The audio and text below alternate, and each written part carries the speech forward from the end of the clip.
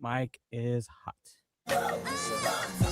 What a weekend of sports. And what a afternoon of World Cup soccer. Do you see the result that just happened, Crowder? Are you following World Cup at all? Dibbling and dabbling. Cape Verde shocks Spain with a 0-0 draw. Am I shocking you with that outcome, Jimmy? Is that your reaction, or are you watching the next match? Say that they won the game. Oh, yeah. Well, it's almost as shocking that they played him to a 0-0 draw than winning as well. But that is a crazy outcome. I don't know if you watched over the weekend. This is not how I was going to start the show, but did you watch? Appel is with us for Solana. I'll tell you why in a second. Who was Curacao playing? Was it Germany? Germany. Curacao. Did you see Curacao go out to a 1-0 lead? That's like trying to figure out what the equivalency is. Like Curacao, and now they lost 7-1. Yeah. But they had a 1-0 lead over Germany, which is a shocking beginning to that match. 76 people. It was Curacao was like it's got to be the smallest population of any country in the cup, no? Oh, I don't know, but I was about to say Curacao is not a big a big metropolis. Yeah, I would imagine it's got to be maybe Cape Verde can't be that much more populated than it's Curacao. It is Curacao? Yeah. All right, here's what's going on. So anyway, and we'll get to this all. Appel's going to have headlines. USA destroyed Paraguay Friday night, which was fun as hell. This collapse by the Spurs. The Knicks are your NBA champions. We're going to talk about it today. Ira Winderman's going to join us today. These constant collapses by the Spurs, it just head scratching. The Mitch Johnson head scratching, De'Aaron Fox head scratching, Victor Wembanyama to me wilted in some opportunities where he needed to be a superstar. I don't know what to make of that series. Congratulations to the Knicks, even though we don't love them, but they deserve to win that game. Yep. One of the most dominant playoff runs in NBA history. Everybody, they were talking about all day on everything. This damn Mitch Johnson is garbage. Booty. He might be booty. He might be booty. I don't know, Josh, if you know my levels, because garbage is just above booty. Mitch Johnson does not know what he's doing. I had friends in a group text that were making that point as well. And I'm not sure I can get behind that when he's taken this incredibly young team, albeit led by Wembanyama's season, to the NBA Finals. I have a hard time saying that a coach is bad. Now, did he have shortcomings? Like, I think that this was an unfortunate one, but a growth process for all of them. An incredibly young team with a young head coach. I don't know that I can say that a coach is garbage or booty when he's in the NBA Finals. Well, how about was garbage during the NBA Finals? Yeah, that's fair. Yeah, I'm not saying he doesn't deserve criticism by any stretch. I'm just saying, because what did people say about Mike Brown for years and years and years? And now Mike Brown's all of a sudden a great coach because he won in the NBA Finals? No, he's been a pretty good coach, generally speaking, through the course of his career, with some shortcomings over the course of it, no doubt. I struggle to, say, yeah, that's a bad coach when I'm not sure how many coaches could take a team that young past OKC and into the finals where they had double-digit leads in the fourth quarter in every game and won one of them. Yeah, no. And that, I'll put that context on it. No, it's impressive what the Spurs did with this whole team that's under 24, other than De'Aaron Fox, who probably should retire after this year. But but no, just in this series, the adjustments weren't made game to game. The timeouts weren't called. Being up 20 in the fourth and just letting it get to 10 and get to 8, and just every single time you're watching the same show play out, and you don't know that what's about to happen, that you might need to adjust things. Wemby's man-to-man on Jalen Brunson on the perimeter, like, it was some dumb stuff going on that I'm no Eric Spoelstra, but I saw it and I was like, this doesn't look right. This seems like it's wrong. I thought the most egregious problem was him sticking with De'Aaron Fox. It was everyone's watching. Everyone is thinking the same thing.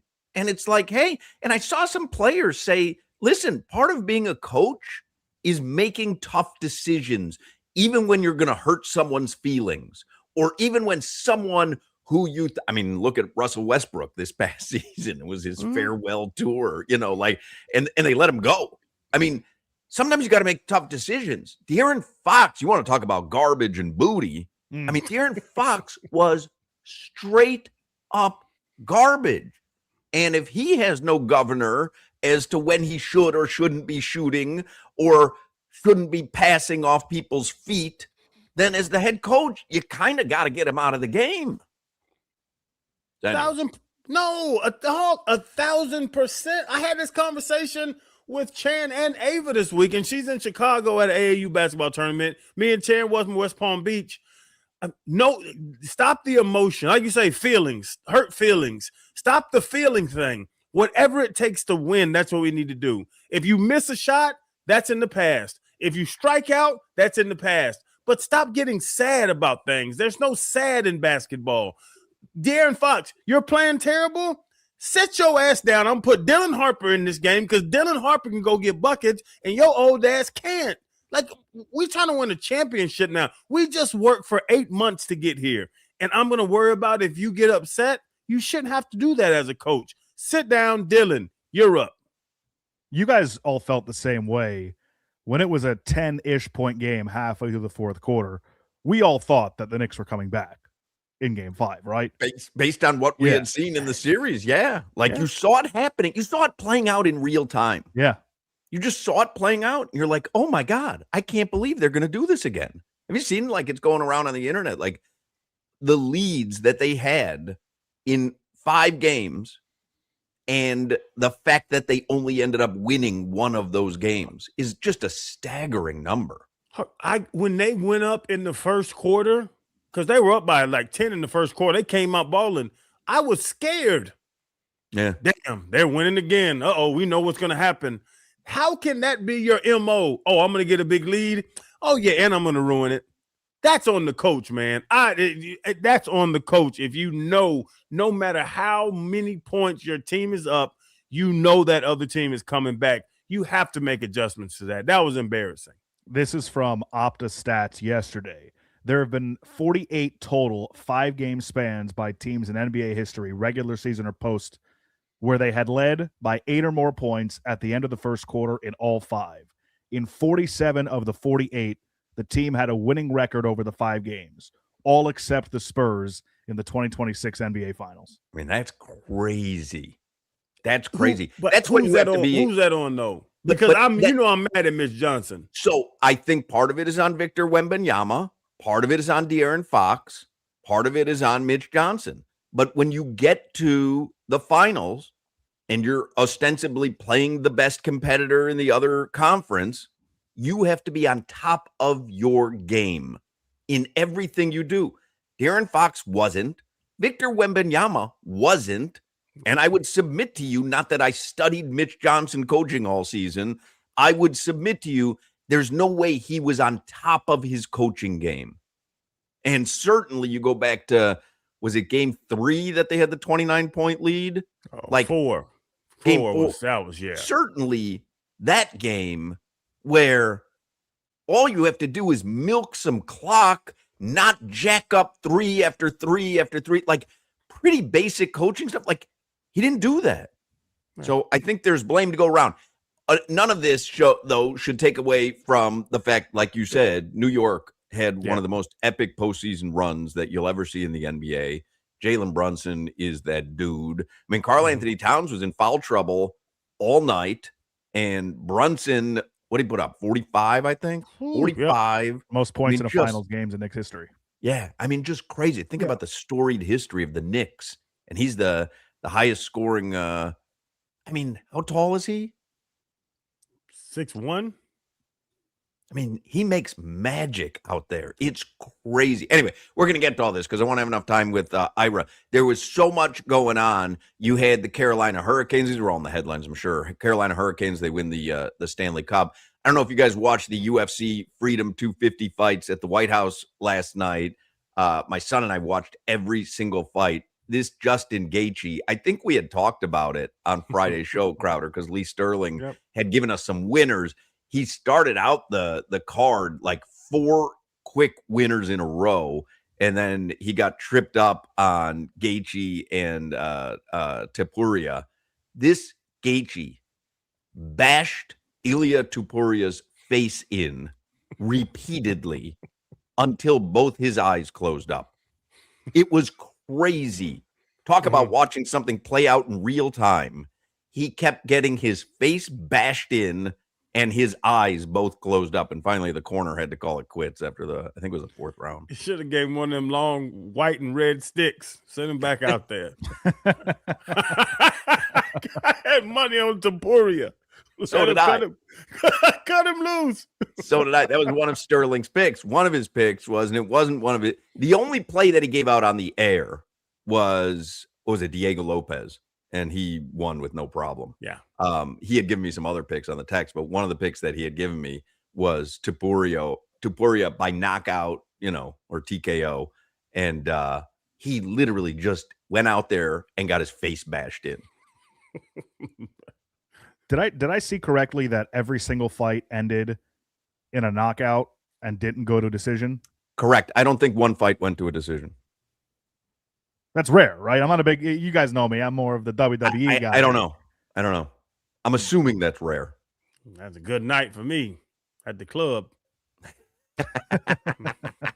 Everything ends in a knockout. We got the action. Marlins are on fire. Max Meyer is 7-0.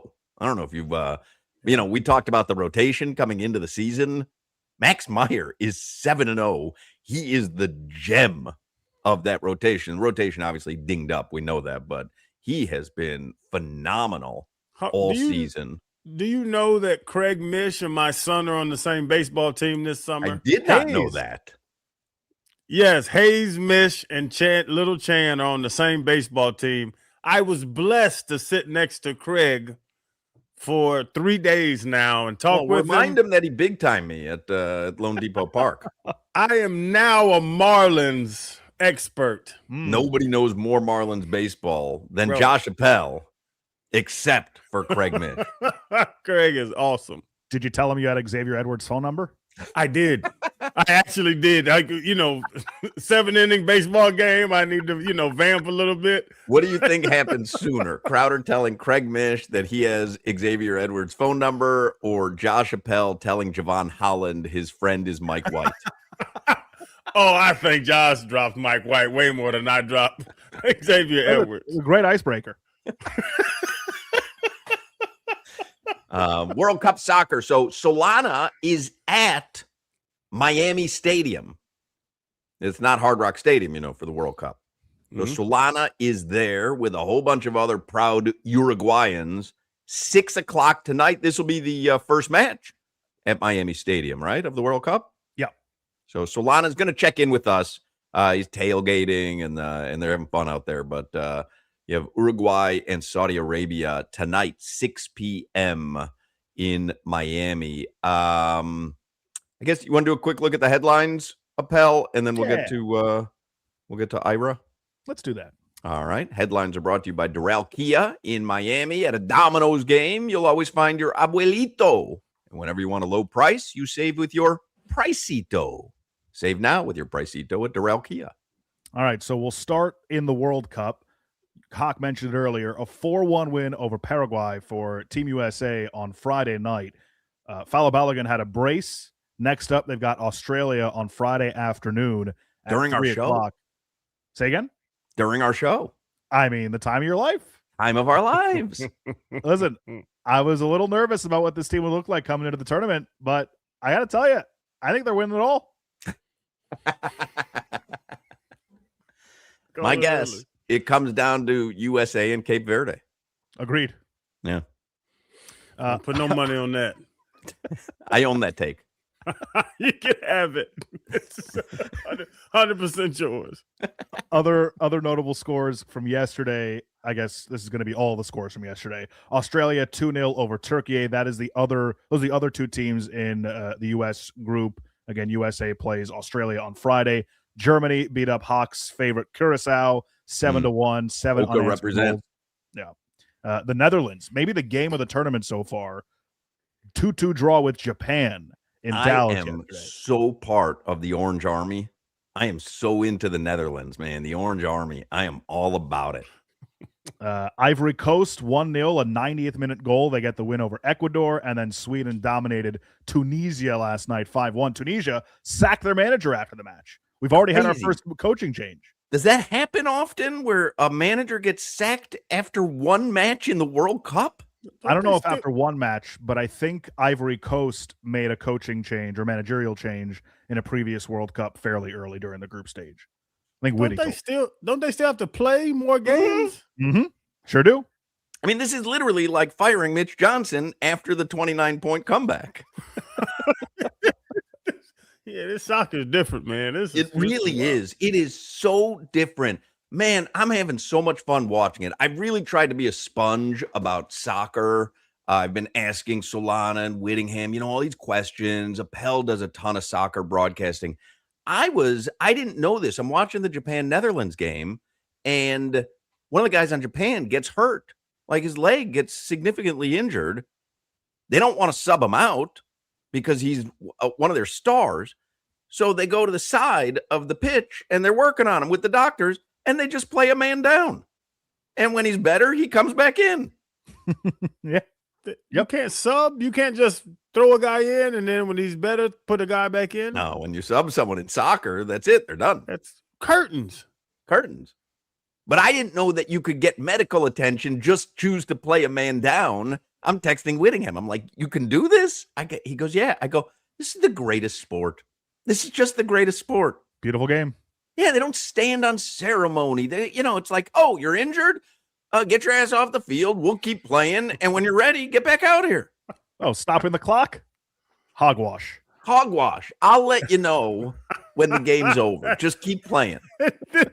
The extra time is weird because the ref just kind of makes it up. I love it. It is so great. 8.5. Okay, 8.5. We'll go with 8.5. Today, we've got Group G and Group H in action. I pre-wrote my headlines, and I wrote Spain over Cape Verde with a line to type in the score. As Hoch started the show telling us 0-0 draw, basically a win for Cape Verde over Spain, one of the favorites in the World Cup. Crazy. Belgium and Egypt. Sorry, what'd you say? I said shocking. Very. Jimmy was the most shocked, I think, of anybody. Somebody texts in, the advertising, along with what I guess is considered content on this station, is absurd. You've almost strictly gone to gambling as your only source of material, with the sporting events becoming secondary. Is this a sign of what sports radio is becoming? It's pretty effing scary. Well, it's what this show has become. I can't deny it. I talk gambling a lot. It's a big part of sports. My suggestion is probably to find a different show. Now, I'm being 100% honest, because not every show is like this. But yes, I do use gambling as a huge source of content on the show because I enjoy it. It's a huge revenue source as well, and it's a huge industry right now.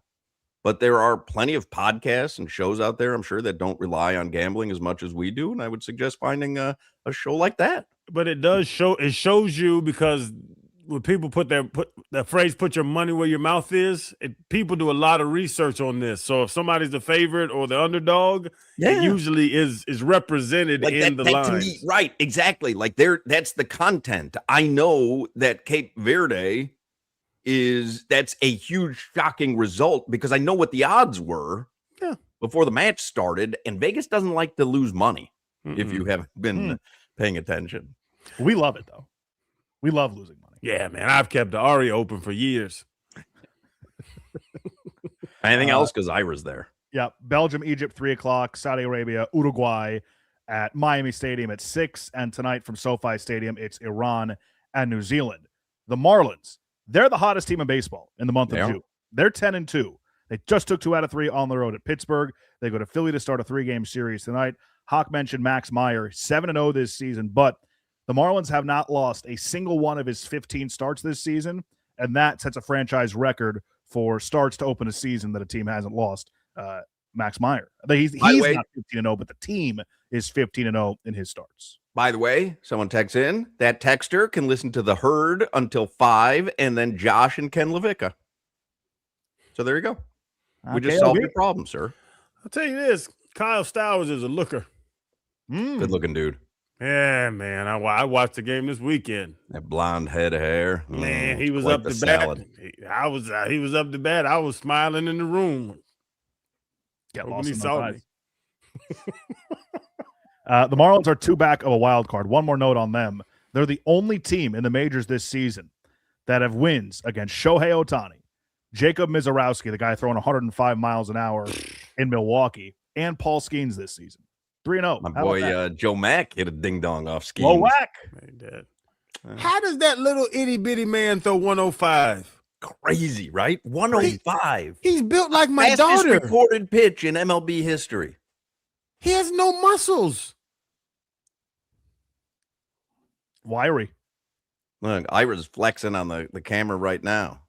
Ira, what do you think he could hit? 92, 93? Bring up Ira, Jimmy. Can you bring up Ira?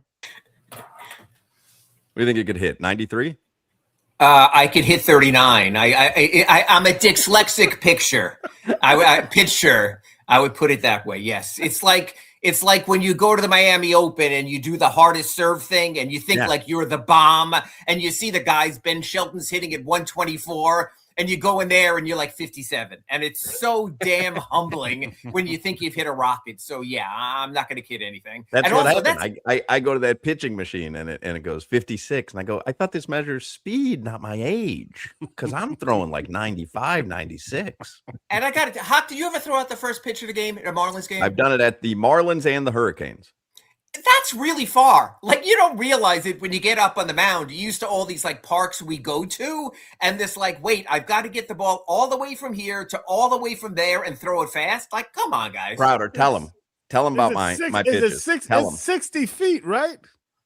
90 feet.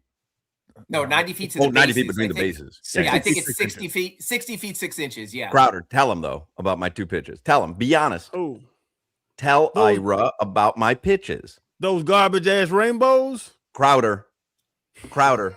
We're not starting the week out of shows like this. Nope. Crowder, be honest. High heat. Bleeping heat. I'm going to send you the videos during the commercial break, Ira. Send them the videos, please. I'm going to send you the videos. You evaluated, Ira. You see, the men's clinic did help, so good for you. That's what I'm saying. In fact, do the weather real quick, Appel, so that I can talk about Atlantic Men's Clinic and we can come back and talk basketball with Ira. All right, because Atlantic Men's Clinic will give you a high, hard one, and I will sit out and wait. That's got to be big, Ira, just high and hard. The weather, it is hot. Temperatures in the low 90s, the heat index up over 100 degrees. We got a heat advisory for coastal and metro Miami-Dade and Broward. That weather report is brought to you by Tornado Roofing and Contracting, helping homeowners stay safe this storm season. Visit tornadoroofing.com for a free roof and window estimate. Let me talk about the high heat. Just because you're getting older doesn't mean you have to feel like it. If your energy is low, your sleep is off, your weight doesn't budge, your mind feels foggy, your sex drive isn't what it used to be, switch things up. I am talking about Atlantic Men's Clinic. Maybe you're suffering less energy, less drive, not feeling like yourself. You deserve to feel your best. It's why I get testosterone at Atlantic Men's Clinic, and it helps from the pitcher's mound too, in case you're a baseball player. At Atlantic Men's Clinic, their advanced medical strategies featuring TRT, GH peptides, NAD+, GLP-1, PDA, and more treat low T and other hormonal issues to help you shed pounds, have more energy, enhance your body composition, improve your sleep, increase your sex drive, and so much more, helping you get back to feeling your best. Atlantic Men's Clinic. They are the experts in treating low T and other men's sexual health conditions. And I'm telling you, you're going to notice your energy return and the brain fog go away and your sex drive will be significantly enhanced. You will notice it within a matter of weeks. Atlantic Men's Clinic. Don't wait any longer. Don't ignore the signs. Give them a call. They have 7 locations in South Florida. 877-455-7300. 877-455-7300, or you can visit atlanticmensclinic.com. Featured therapies are compounded and have not been evaluated nor approved by the FDA. Provider prescription required. See website for details. This is Hoch, Crowder, and Solana. Got a horse running at Saratoga? Give me anything. You got a lottery ticket? You got some numbers? What do you got? Got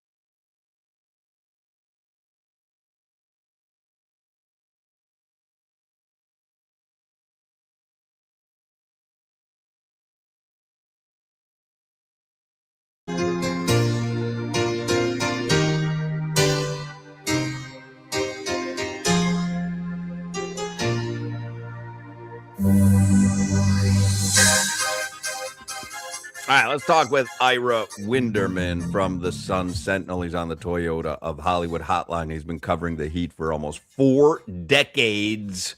And you can read his work in the Sun Sentinel on the Sun Sentinel app or at sunsentinel.com. And you should follow Ira on Twitter as well at Ira Heat Beat.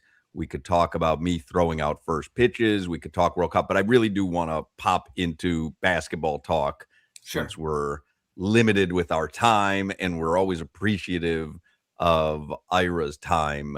And I want to talk Giannis to the Heat as well. But Knicks Spurs. Knicks are a great team, no doubt.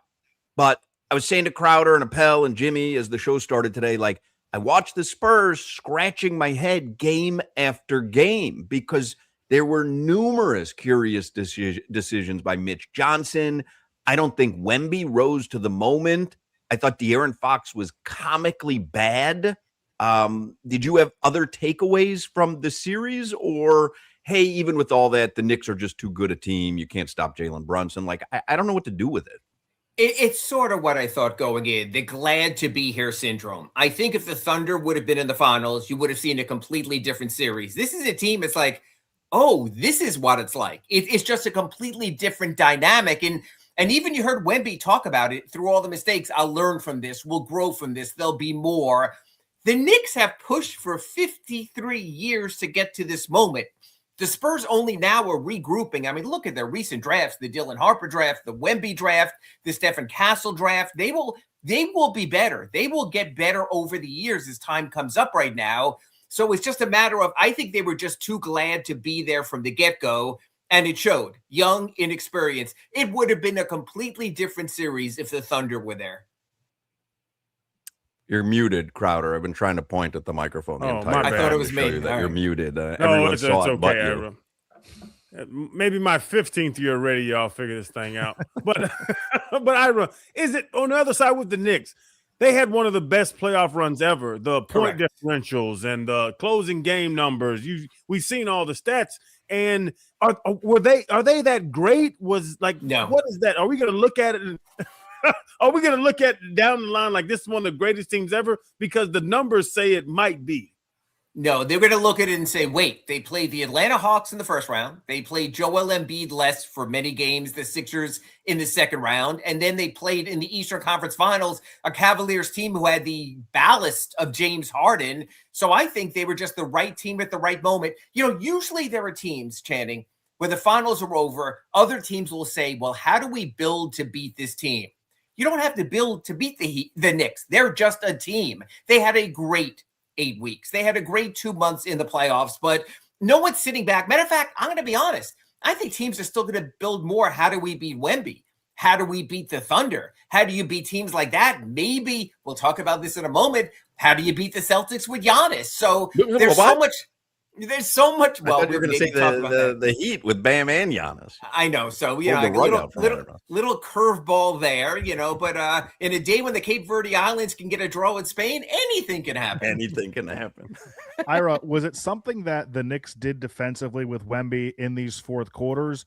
Or was it kind of like what we saw way back when LeBron was matched up with J.J. Barea in the finals, that he just kind of wilted under the pressure of the circumstance? Or was it a little bit of both?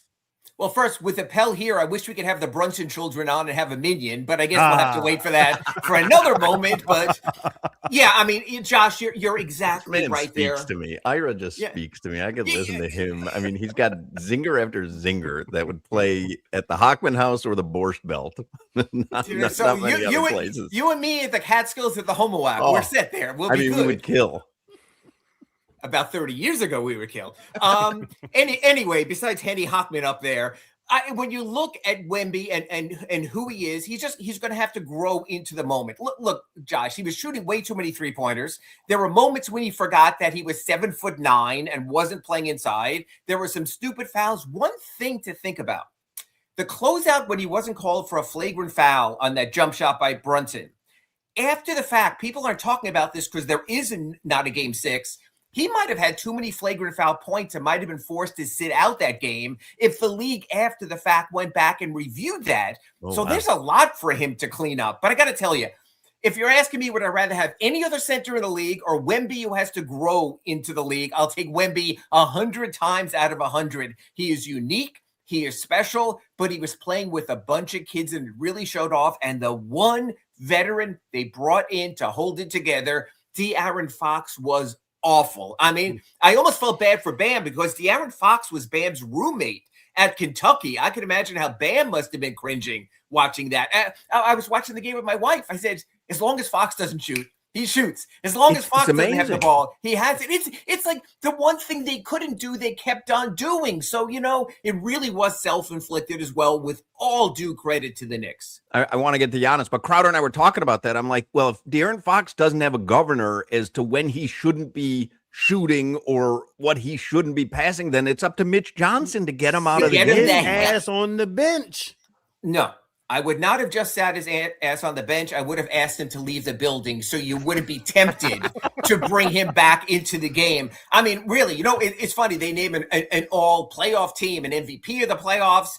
If you were to have an all GOAT team for this year's playoffs, I mean, you have James Harden with his collapses against the Knicks in the conference finals, but man, no one would take, least MVP, least VP than De'Aaron Fox. I haven't seen a choke job like that since, and this is going to go back. I know that, a matter of fact, that Appel knows this, since Mike Bibby in the playoffs for the Heat. If you remember some of the worst Heat playoff moments ever. Standing O for him, though. Appel remembers the Mibby era like no other. All right, let me ask you about the Giannis and the Celtics and the Heat. What is going on? Because Giannis to Boston all of a sudden is percolating all over the place. So where are we? Giannis wants to go, will accept a deal to Boston. It's interesting, and Channing knows this. Jimmy Haslam, who owns part of the Bucks and owns the Cleveland Browns, just made his blockbuster trade with Myles Garrett. And what he got back in return was Jared Verse, a very good player. What I was told today was Haslam wants his player. They want someone where they can say, hey, we got this guy. The guy is not Tyler Hero. I'm not sure anymore the guy is Khalil Ware. But man, Jaylen Brown or someone you acquire for Jaylen Brown in the 3-team trade could be the guy. So I think the Bucks, to a degree, are serving dual masters. There is John Horst working to keep his job as the GM of the Bucks, but these owners, Channing, especially the NFL, they get very involved. And I think that's part of the equation now. The Bucks want to have their trophy. They want to say, yes, we lost a top 5 player, but hey, look who we got. And hey, look who we got. God bless him, probably isn't Jaime Jaquez Jr. And I don't know. So if we don't get him, is there a 1B? Is there a B1? Is there what are we dealing with if Giannis isn't here? You know what's crazy? 1B probably is Kawhi Leonard. But Kawhi Leonard is part of the NBA investigation into the whole, whether there was salary cap circumvention and his own sort of, house of cards there. Can you imagine if to Terry Rozier, you acquire a player for Kyle Lowry, you say, this guy is the answer. What do you mean he was under investigation? What do you mean he has something else on his mind? And now we realize how much he had on his mind. Can you imagine making a move for Kawhi and the NBA going, congratulations, Heat, that was a great trade. He's suspended 6 months. I mean, it's crazy if they have to go in that direction. I am really curious to see how the Heat talk their way out of this one if they don't, because you guys have been here for the long haul, for the Kevin Durants and the Bradley Beals and all the other names, Damian Lillard, they were supposed to get. It's really fun in the chase and the dating and the romance. But man, the Heat's got to get one across the finish line, don't they? I mean, we're really, Jimmy Butler, God bless him, but still, even that was 2019. You know what? If you're going to talk whales and you're going to talk harpoons, you better bring us a damn carcass. Can you handicap it? Can you handicap where the Heat are today versus when you joined us last week and Yes. you said, I've already written the Giannis to Miami's column. Then you went out with Joe Rose and you're like, I've also now written a column suggesting that Miami failed in their endeavor. Can you handicap it? I got to tell you, Because I love talking gambling on this show. And Okay, I want to turn everything into odds. I want to get to even more advertising in that realm when it comes to Kalshi and Polymarket. I check them now every day. And Kalshi, which Giannis owns a stake in, yesterday had the Celtics ahead of the Heat. The lines all of a sudden intersected, first time since May. Poly Market right now has the Celtics as the favorite. I know this is just outsiders sort of putting their opinion in on stuff. But you know what? When people are putting their money in some place, either they're overreacting to the media or they know something. And I love there's a little line on the bottom of both of those that say no insider trading allowed. Hoch, you do enough gambling. You mentioned it on the segment before I came on. It doesn't every gambler think he has inside information? No one gambles blind, except at the start of your show when you go, Crowder, you can take Cape Verde with the goals. Except for that, no one does it. So yeah, I think there are wise guys there who think what's going on. Look, this is very smartly played by the Bucks. Get every last thing you can. And I just wrote a story for the Sun Sentinel. They're going to demand the Heat's draft. And I was thinking back to where someone demanded a draft. Remember the Herschel Walker trade with Minnesota, where Dallas got most of the Vikings, but especially Ricky Williams with New Orleans. They took the entire draft from the Redskins in that to get Ricky Williams. He lasted there for 2 seasons. The Heat right now are basically being asked, we want to control your draft for the next 8 years. What it means is this. Either the Bucks will have the Heat's draft choice every year or will guarantee themselves of drafting ahead of the Heat every year. That's a lot to give up, but I think the Heat are backed against the wall, and I think they would give all that up. Right. At this point, they kind of have to do whatever Correct. Milwaukee decides, right? Yeah, I mean, again, unless the Heat, look, everyone's doing their own investigation. So I'm sure the Heat's PIs are going out and saying, what are the Celtics really offering? What's Atlanta really offering? What is Portland really offering? I got to tell you, after the Terry Rozier, I honestly would have a full investigative staff under contract in pro sports. So if someone is gaming you, find out ahead of time if you're being gamed. Channing, Hoch, Josh, you know this in the NFL draft. They talk to anyone and everyone for those prospects ahead of time, and they build dossiers. I think you almost have to build dossiers with the other teams so you really know when too much is too much. I don't know if this is a dumb question, but I'm going to ask it anyways. He's going to be 32. He played 36 games last year. You're saying the Heat are going to have to give up essentially every asset they have, which makes sense. And I know you said the Heat, if you were the Heat, you would do it. But does Ira Winderman himself, does he think it's worth it? Not putting yourself in the Heat shoes. Do you think it's worth it? I do for this reason. Unlike other sports, only 5 play at a time. So if you get a guy like that, he's instantly 20% of your primary mix anyway. That's the difference in the NBA. The Heat got Shaq in his 30s. The Heat got Jimmy Butler in his 30s. It worked for them both times. And the differences between the Heat and other teams, they've shown they can get the Shane Battiers, the Ray Allens, the Mike Millers, the Birdman, Chris Anderson. They can get the players to fill it out. They've done it before. They could do it again. Airlift in the star, put him next to Bam, fill out the rest of it, whether it's re-signing Norman Powell, bringing back Andrew Wiggins. I think the Heat totally can get it done. And I think if the Heat add Giannis Antetokounmpo, they are a bona fide candidate for a top 4 finish in the East and a chance to win a playoff series for the first time since 2023. I would hate to see my dossier, Ira, because it has some felonies on it. They knew. Ira, this is something I haven't asked you about this. My daughter plays basketball. Mm-hmm. And she has great coaches, the Miramar Miracles. They're amazing. They're in Chicago right now playing on the Adidas circuit. Hoch has a problem with me having my own offense built in for my daughter other than the team's offense. So if I yell dishwasher, that means just go score. The hell with this offense. So I'm calling from the stands offensive plays, and I don't really know what the coach is talking about. He's overriding the coach from the stands. You know what? All kidding aside, you wind up getting your own dossier, Channing, just for that. And honestly, no. Remember LeVar Ball and all that he went through with his 3 kids, and now only LaMelo came out the other side because people do look at that thing also. You don't want that extra interference. That was a problem with Michael Beasley and all the hangers-oners that came. And I'm not saying that you're not a reasonably honorable person. Let the coaches coach. A lot of times parents will have a skills coach. That's wonderful. There's a guy, Drew Hanlon, who works outside of teams. I talk to teams. I say, wait a minute, do you want someone else working with a player? They're saying, hey, if they could make that player better, but when you get between those 4 lines, if the coach doesn't have control, they're being what they call now in the trade crowdered. There's no room for that. Okay. So you're listening, sorry. but are you hearing him, Crowder? So no more dishwasher. You know what? Dishwasher in the one-on-one drills and be that dad in the pouring rain when you're running her up and down the court at Weston Regional Park, telling her to do more. That's fine. Or move away and into an individual sport. You can be that parent in tennis. You can be that parent in golf. You can be that parent, honestly, to a degree in baseball, telling her what to do with the plate. But in a team sport, don't be that guy, Channing. You're better than that. He's the great Santini all of a sudden. I don't like the high pick and roll. Get the ball and go get to the damn bucket. Honestly, well, then be a coach, be a head coach. Or put her on a different team. Plenty of parents have pulled their kids from colleges and high school programs and AAU programs because I agree, you want to get your kid in the right system so they can flourish and with the right coach. The problem is I already took Miramar and gave the points today, so not today, Channing.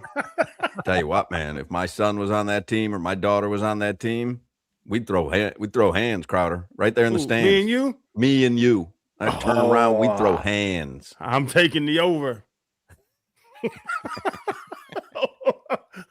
On me. Ira Winderman. Read him in the Sun Sentinel. Follow him on social media at Ira Heatbeat. We love you, Ira. Channing, you're out of the minion. I'll let the other two guys explain. Thanks, guys. Ira, take my wife, please. We'll take a break. We'll come back with more Hochman, Crowder, and Solana. You're listening to the Hoch, Crowder, and Solana Show. You're not a cheese guy? Depends. On what? Let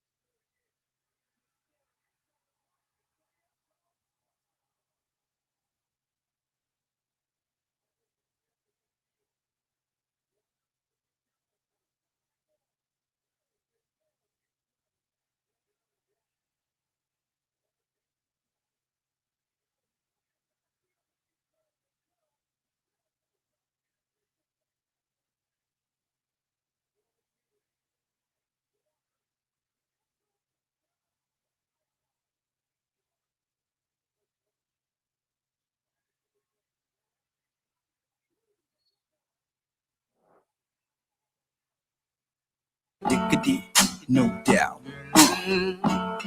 Play on, play that. Play on, play that. All right, 3 o'clock hour. I had to switch locations for my computer. Or louder, am I okay? Now You broke up with there a little bit.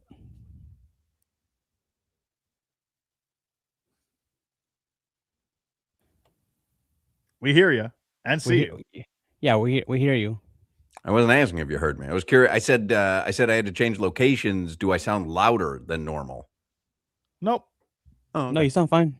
All right. Well, you also froze in the middle of that, so I couldn't tell. Oh, I didn't know that. And I just I finished asking if I sound softer or louder, and then you both were just staring at me, and then I got inexplicably a thumbs up. I didn't know what that was referring to at all. 3 o'clock hour. By the way, celebrate the summer of soccer with WQAM this Friday at our studios at the Citadel in Miami. It starts at noon. Every hour, one lucky fan gets a shot to win up to $10,000 in our Soccer Kick Challenge. Enjoy complimentary global food samples from Wild Fork, Cafecito from La Llave, rooftop vibes with Al Capone, and meet Heat legend Udonis Haslam, who will be aboard the Hard Rock Bet bus. Plus, there will be games, giveaways, prizes, and match day excitement. Come for the soccer, stay for the vibes. The Summer of Soccer at the Citadel in Miami starts Friday at noon. Sponsored by Michelob Ultra, official beer sponsor of the FIFA World Cup 2026. By La Llave, smooth espresso. By your South Florida Chevy dealers. Al Capone, sweet hand-rolled cognac cigars. Wild Fork, neighborhood meat and seafood market. Hard Rock Bet Sportsbook. And by Verizon, an official sponsor of the FIFA World Cup 2026. Good timing, Jimmy. Mr. 305. Dale. God bless. Dale. Thank you, Jimmy. You're welcome. 305, sponsored by Miami Lakes Chevrolet, where you walk in as a customer and drive out as family. So I know, Crowder, you go up to Bradenton a lot, right? Don't you go up to Bradenton? Is that where IMG is? Yes, always in Bradenton. Well, guess what just opened today in Bradenton? What? Tim Hortons. What? We got The action. first ever Tim Hortons in the state of Florida is now open in Bradenton. They need some commerce. So give them some commerce. Your duty the next time you're up there is to get us some Timbits, some maple glazed donuts, some Timmy Ho's coffee. I want you coming back from that place loaded down. I want the family truckster, the Crowder family truckster, loaded down with Timmy Ho's. It's going to get Timmy Ho's because all I do is go to Bonefish Grill. That's the nicest restaurant in Bradenton. So excited. That know my name. How far is that from Tampa, Appel? About 30 minutes, maybe 45 minutes? 40 minutes, depending on traffic. Yeah, cross all them raggedy little bridges. Mm-hmm. Is it worth a trip? If I'm up in Tampa, is it worth a trip to Bradenton for a little Timmy Ho's? You go to Timmy Hortons. Then you go to the Bradenton Marauders minor league baseball game. Maybe they're playing the Jupiter Hammerheads. Make a day out of it. The Pirates. The Pirates have a big facility up there. Big train in Bradenton? Butte, I'm talking about. It's 3 blocks. It's huge. Yeah. That's where the Marauders, that's their low A affiliate is the Marauders. The Marauders, the Bradenton Marauders. Mm-hmm. Terrible name. Anyway, we have a lot of stuff to get to, and Appel is in for Solana, who's at the Miami Stadium, previously known as Hard Rock Stadium, and will be known as Hard Rock Stadium again about 6 weeks from now. But Miami Stadium, Solana is there for Uruguay and Saudi Arabia, which is tonight at 6 p.m. I will be watching that for sure. Let's do headlines with Appel. Steven Strom from your Marlins radio broadcast going to join us this hour. We will talk about the red-hot Miami Marlins. Headlines are brought to you by Durrell Kia in Miami. At a Domino's game, you'll find your abuelito. And when you want a low price, you save with your Pricito. Save now with your Pricito at Durrell Kia. You know, we really erred during the first hour of the show, not giving the credit where it was really deserved most for the Knicks title and also for the Carolina Hurricanes winning the Stanley Cup. We really did a poor job. And poor Jobhausen? Exactly. You read my mind, Howard. Oh, goodness gracious. Danhausen is a hero of New York. WWE is running a show there in July at MSG. Oh, my Can God. you He is imagine? literally, he's probably the second most popular person in New York behind Jalen Brunson. Come on, man. I'm not even kidding you. Danhausen. Incredible. Uncurse the Knicks, they go 15-1. Uncurse the Hurricanes, they go and they win the Stanley Cup final. I didn't realize he had something to do with the Carolina Hurricanes. Well, so the Vegas Golden Sorry, I Knights asked. early in the series, they played a cameo that he did for somebody where he cursed Carolina. And so obviously all the Hurricanes fans were like, hey, wait a minute, uncurse us. And he uncursed them because he got some human monies through cameo. And they ended up winning in 6 games. Human monies. Crazy. What a time. Danhausen. The Panthers, Rainhausen, as 2-time defending Stanley Cup champions, is over. It's Hurricane- Overhausen. I know. Hey, but they'll be back next season, Hausen. All right. Like I never left. The Hurricanes. That's maybe the benefit Vegas of last having a night. guy like Bill Zitohausen. Will Wiedohausen. No, you went too far. What do you mean? I hate y'all, Hausen. What are you talking about? You just concern yourself with Tim Hortonhausen. First Stanley Cup win for the Hurricanes in 20 years. 3-0 shutout last night in Vegas. Former Panther, people forget, Brandon Bussey, the winning goaltender for the Hurricanes, spent the preseason with the Panthers. The Panthers tried to sneak him through waivers after the preseason to keep Daniil Tarasov, and Carolina subsequently claimed Bussey off of waivers, and he came in and he saved the Stanley Cup final for him. He was the hero, right? He is the hero. He Yeah. came in because they were getting, it was that game that they were getting killed, right? Yeah, 4-0. They were down 4-0. Yep. And then he never sat again, right? He started every game.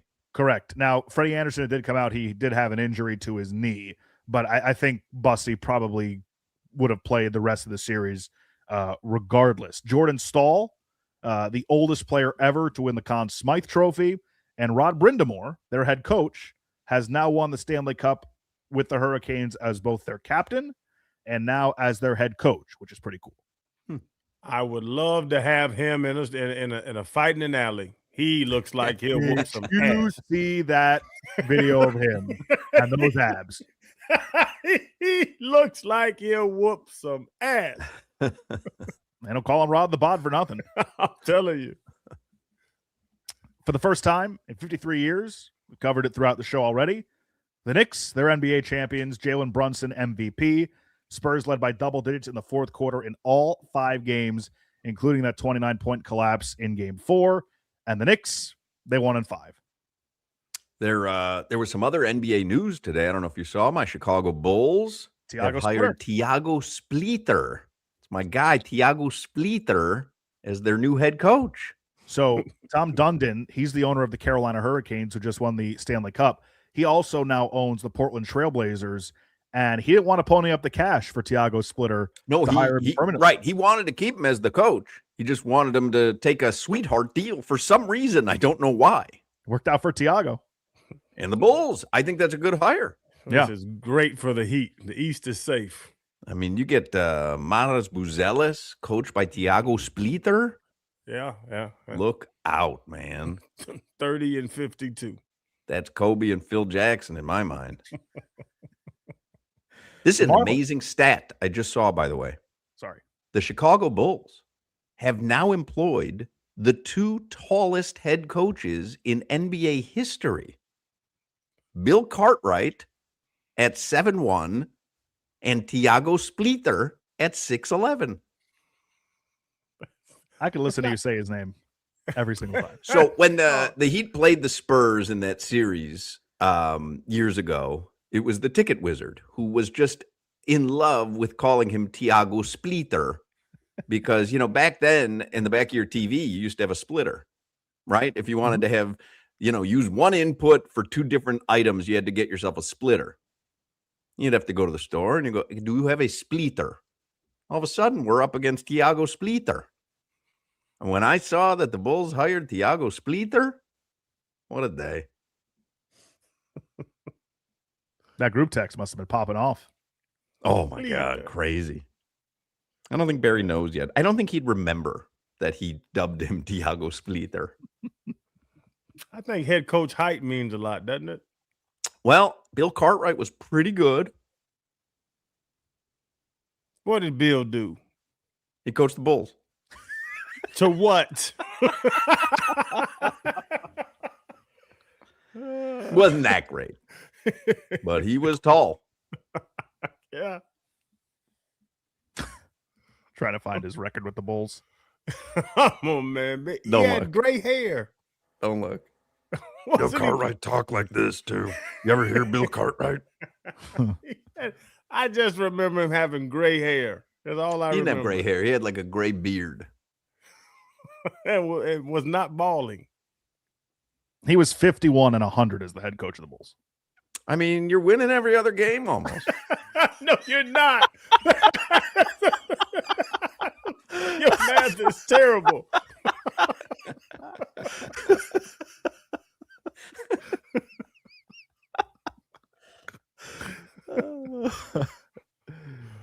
Speaking of winning, the Marlins, they're doing a lot of that right now.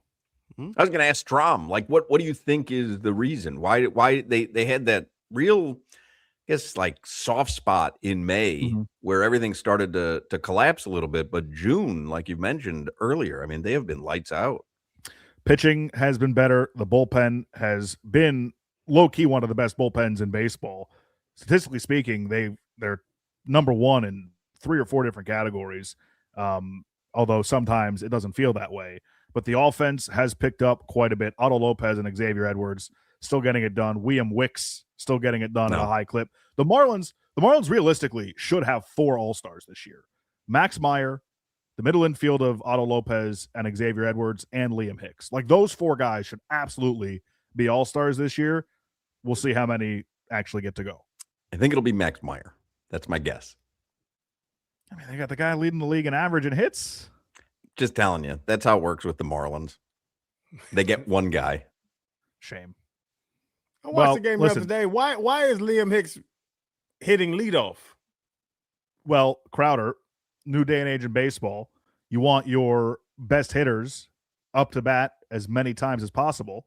So you bat your best hitters 1 and 2 in the lineup, ensuring that they're going to get up there as much as they can. What's interesting about that is your boy Xavier Edwards, he's the cleanup batter. It is funny because Crowder, like back in our day, the best hitter, the power hitter, always bat cleanup. And then they started to get a little cutesy, maybe third, right, to guarantee that he was going to bat in the first inning. But he's right. It's changed so much. You've got these monster dong hitters coming up first and second now. I watched the game the other day, and I was like, is it supposed to be a little fast guy that leads off? Like, I don't know the analytics of it. It probably makes sense, but what you're saying, but yeah, that was surprising to me. I mean, you just look at the 03 Marlins and how their lineup was set up. It was Juan Pierre and Luis Castillo 1 and 2, and then Miguel Cabrera and everybody else behind him. But those are the 2 table setters. I think the way that this Marlins offense operates, you want your best hitters to get up to the plate as much as possible. And I think a lot of teams in baseball have gravitated towards that. And the Marlins, it's been working. Their offense has been really, really good in the month of June, and they've largely stuck with the same 1 through 4, 1 through 5 in the order, and it's worked really well. And you got to give some credit to Joe Mack as well. He's cut down 10 base stealers since getting called up to the majors. It's almost automatic. I think he had a quote that he's basically like, yeah, I want guys to run when they're on the bases against me so I have a chance to throw them out. He homered yesterday as well. I mean, he's been a jolt of energy for this group. I'm not sure when we're going to see Agustin Ramirez back with this group because Joe Mack and Liam Hicks have pretty much made him positionless at the moment. But yeah, I mean, this team is back to 500. They're 36-36. They're 2 out of a wild card. What do you think it Big means for Steelers Davis starting- and De Los Santos? There you go. Ask Steve. Here he goes. Where is De Los mentioned- Santos housing? Maybe he could change his name.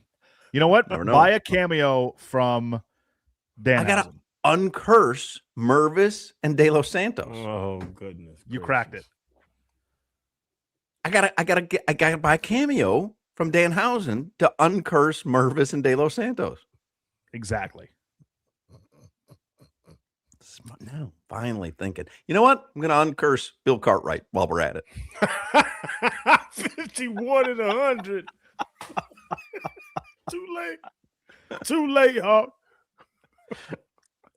We mentioned this stat earlier in the show, but Max Meyer 7-0 on the season, a franchise record for the Marlins, 15-0 in Max Meyer starts his last 15 times taking the mound, and they're the only team in baseball that have won games against Shohei Ohtani, Jacob Mizorowski of the Brewers, and Paul Skeens of the Pirates. They'll face Zach Wheeler tonight, 6:40 first pitch. Do you think if you were at bat against Mizorowski, do you think there's the possibility that he throws a pitch, the catcher catches it, and you still haven't realized he threw it yet? Yes, 100%. Hawk, I got benched in a celebrity softball game. That's not even a joke. He did. No. He was... You know this? You know this, Appel? I think I've heard this story before. Please tell me. I was at the Moorhaven prison, and I started at left field, and the coach, who I didn't know and he didn't know me, he benched me because I was 0 for 2 and I missed like 4 pop-ups because I'm not running way over there. But he's the only celebrity. Like, he's literally the only celebrity there. Was there a goal? Yep. I don't even know who's playing Jimmy. Belgium and Egypt. I was getting there. This is Egyptian Lover, so I'm guessing Egypt scored. Yeah. Great call with the Egyptian Lover, Jimmy. Did you know this was Egyptian Lover, Crowder? No idea. I've been to Egypt, though. Yes, you have. You did shows right outside the pyramid. Yeah. And now, pretty soon, you'll go to Tim Hortons in Bradenton. I mean, your life is one that we can only dream of. You guys know the movie Benchwarmers, right? I've long maintained it's on my Mount I've never Rushmore seen it, but I've heard of it. So Nick Swartzen's character at one point has to play in the game, and he has the little plastic sword as his bat, and he gets up there and he scrunches behind the catcher or the umpire. That's probably what I would do if I was facing Jacob Mizorowski. Yeah. I wouldn't. I mean, literally would never be able to get around on it. But I don't know if I would see it go past me. No chance. You wouldn't. 105? I mean, that's insanity. That was better than Charlie Sheen in Major League. Wild thing. The Wild thing was throwing 102. Well, that was just a movie, Crowder. I believe in Charlie Sheen. Jimmy just hit the horn, if you want to call it that. Goal horn, goal song for Egypt. Sure. They're playing Belgium right now, and they just took a 1-0 lead over Belgium, who is a top 10 team in the FIFA rankings. Belgium, another potential favorite in the World Cup. And Egypt, they've got a 1-0 lead right now in the 22nd minute. They're in Seattle.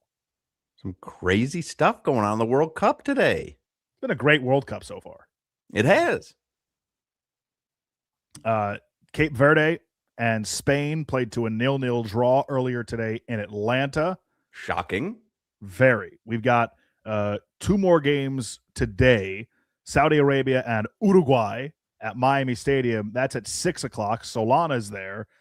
He texted our group text earlier today and said he's shaking nervous. Like that is He's how very nervous. Somebody has posted on the chat here on YouTube that he is in the stadium and he's posting videos taking us along with him. So you can follow Solana on Instagram at Alex M. Solana, and you can see his excitement over La Celeste.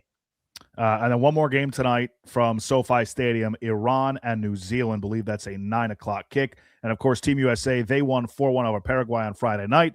They'll take on Australia, who beat Turkey over the weekend 2-0. Those two teams, Team USA and Australia, will play on Friday. For me, the winner of that is winning the whole thing. Sure. Totally agree.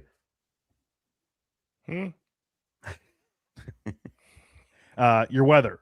It is scorching out today. Like, it is really, really, really hot. It's June 15th, and we are feeling it.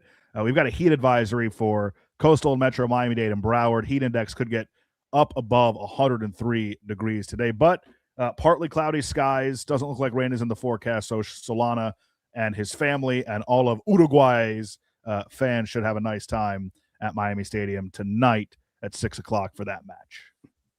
It was people falling out at the baseball tournament. I bet. It's hot as hell. It was like 96 degrees yesterday, and there was some, maybe some people more of Hawks demographic, the older gentlemen. Not understanding. They were walking them to the car. I swear, like I saw 3 people getting walked to their car. I think you're thinking of Bill Cartwright.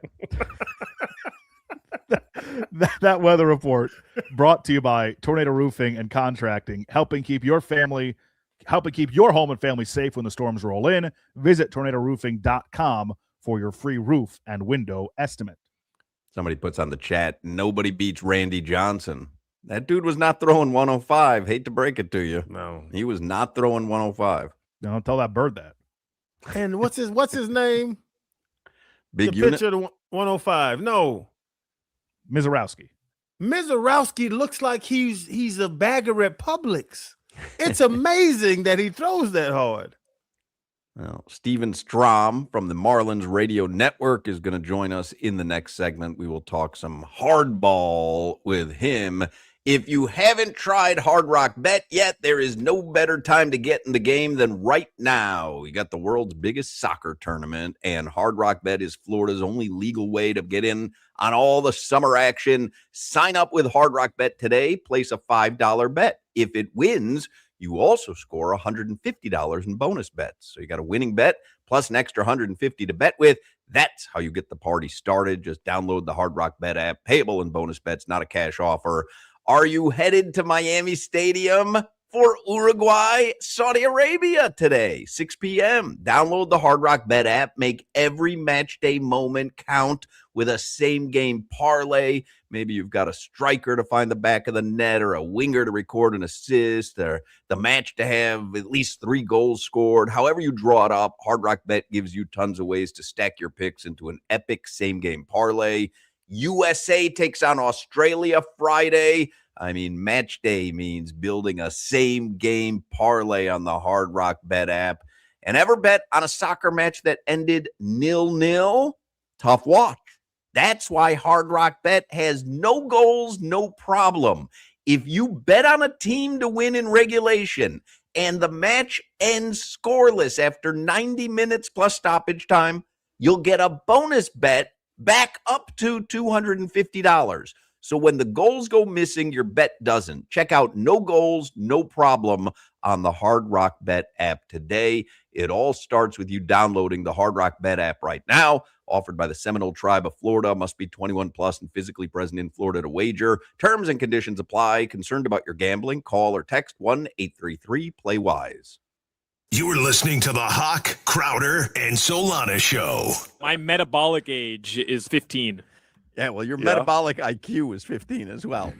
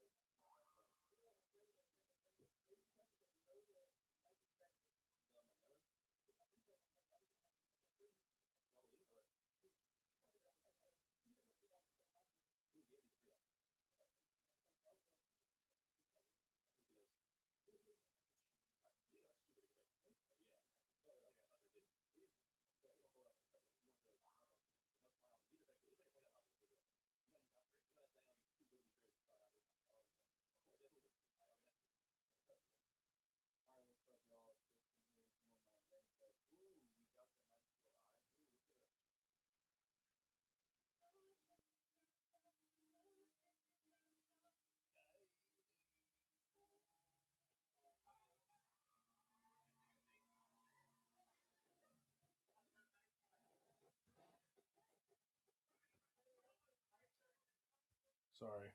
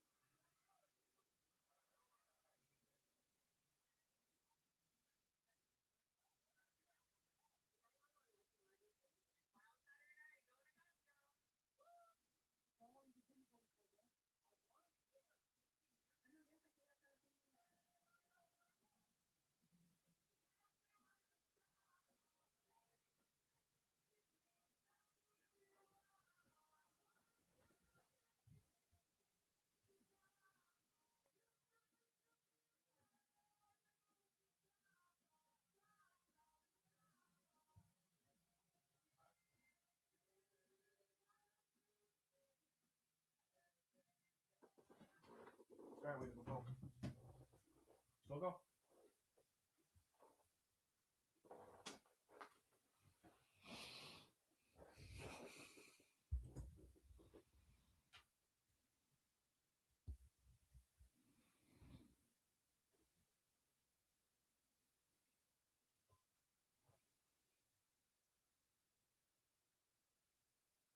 Everybody's doing the fish.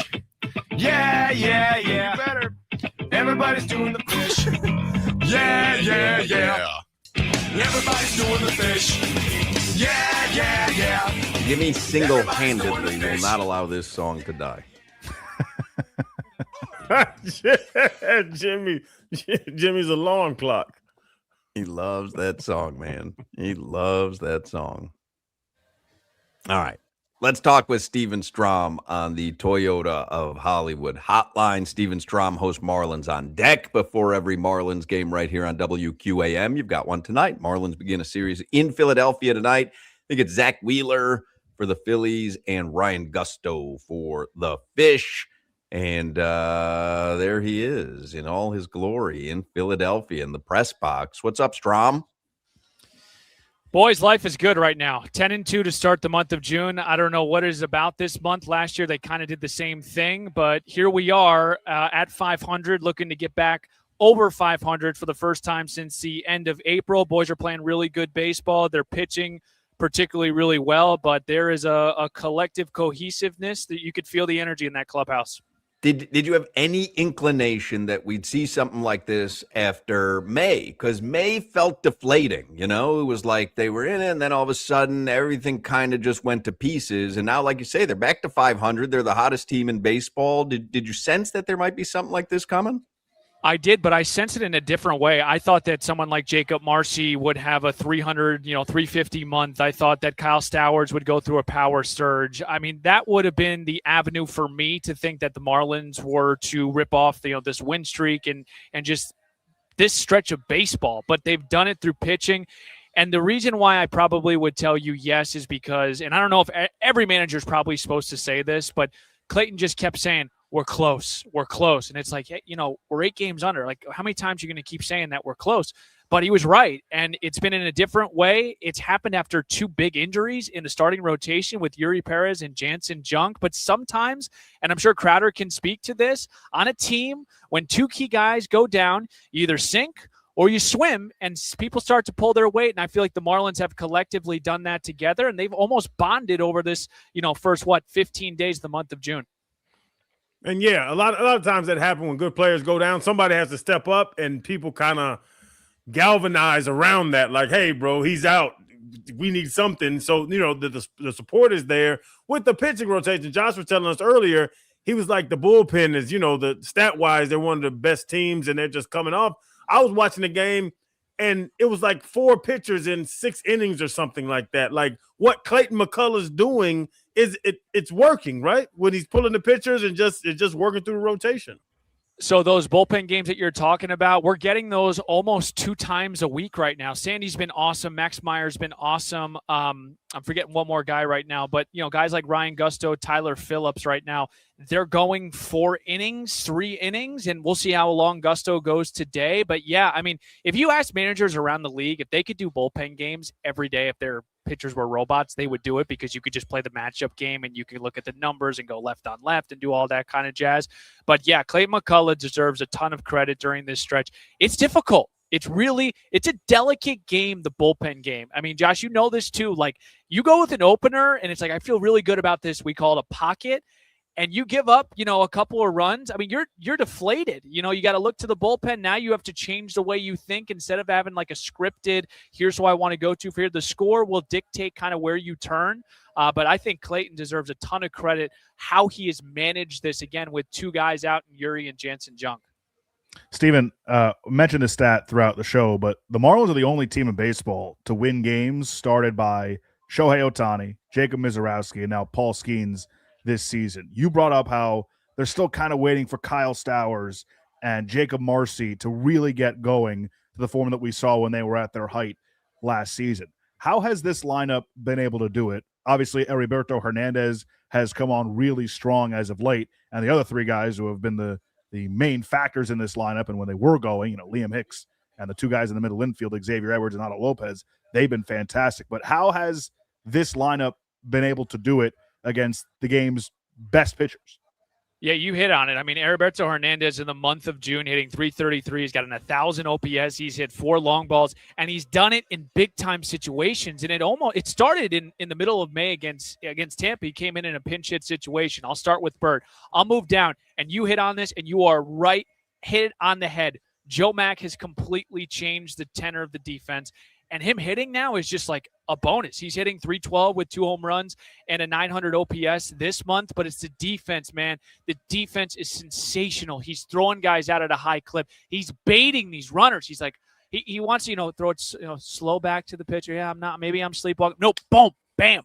Out at second base. He's been awesome that way. I know Jeff Nelson, who's been doing the games, he's been so complimentary of the way that Joe Mack, is so athletic back there. He moves the glove. He moves around back there to make sure his pitchers know where the target is. I mean, it's been night and day with Joe Mack, and now you're starting to see the cement dry with him up here. The defense has been a lot better, which then coincides with the pitchers being more confident throwing breaking balls, which coincides with guys not stealing bases, pitch counts lower. So it has started to me with Joe Mack. His defense and the domino effect is telling.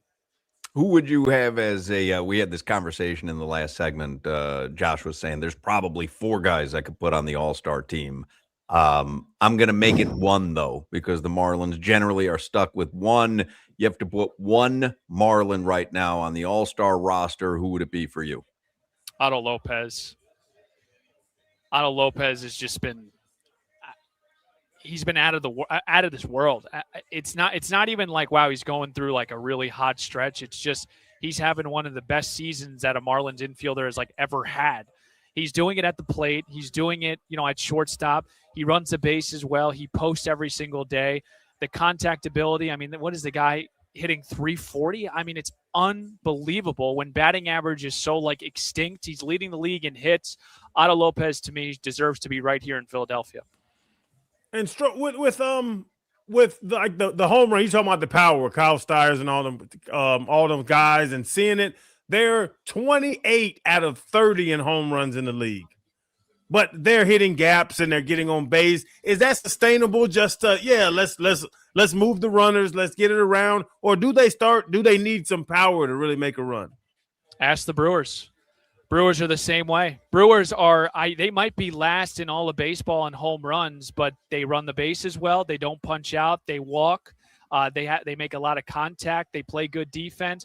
Like doing the little things, guys, it matters. If you can do it at a high level, and the Brewers do it at a high level every single year, and that's why they're at the top of the NL Central every single year. I mean, the Brewers are doing like historic things from just an offensive standpoint in these wins. Like they are not hitting home runs. They are just generating offense through their speed, through their ability to put the ball in play, put pressure on the defense. And that is when you talk to the opposition's managers, you don't want to play the Marlins right now because they just put so much pressure on you. They don't strike out. They put the ball in play. They walk. They do all these little things. Look, slug is great. And like, yes, when you get the 3-run home run, that's usually the magic thing in the game of baseball. But my thing is this, guys, like the Marlins are 10-2. And I don't think their offense has been like that great. I really don't. Like it's been good. It's been timely, but the ERA sits at 2.52 as a team in June. The next ERA on that list is Detroit at 3.43. So we're talking about a whole run here that is next in place since the beginning of June. It starts with the pitching, and I think that's the reason why, the Marlins sit at 500 right now. If you're concerned, Crowder, about the lack of ding-dongs, I've got a couple guys in mind that they could certainly call up. If you say De Los Santos, I'm leaving the Santos, yeah, Matt Mervis is available. He's in the Mexican League. I'm just saying if power is a concern, they do have some options. Well, I'm drinking my cherry tart. You guys can take it from here. Strom, don't worry. Hoch is going to get a cameo from Danhausen. Yeah. And get Danhausen to uncurse Davis and De Los Santos, so it'll be okay. And Mervis, sorry. I mean, you saw what he did for the Knicks and for the Carolina Hurricanes. I imagine he could do that. I mean, those are whole teams. I'm just asking for 2 guys to be uncursed. Ridiculous. I'm just not commenting. How's it curse you?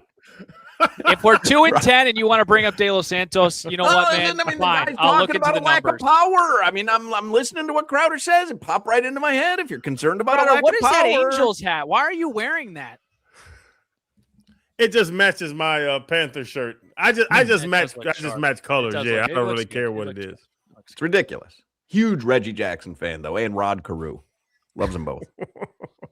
Can you name any Angels? Old Angels, Crowder. Ooh, Reggie Davis, Rod Carew. Reggie Jackson. Oh, okay. Davis.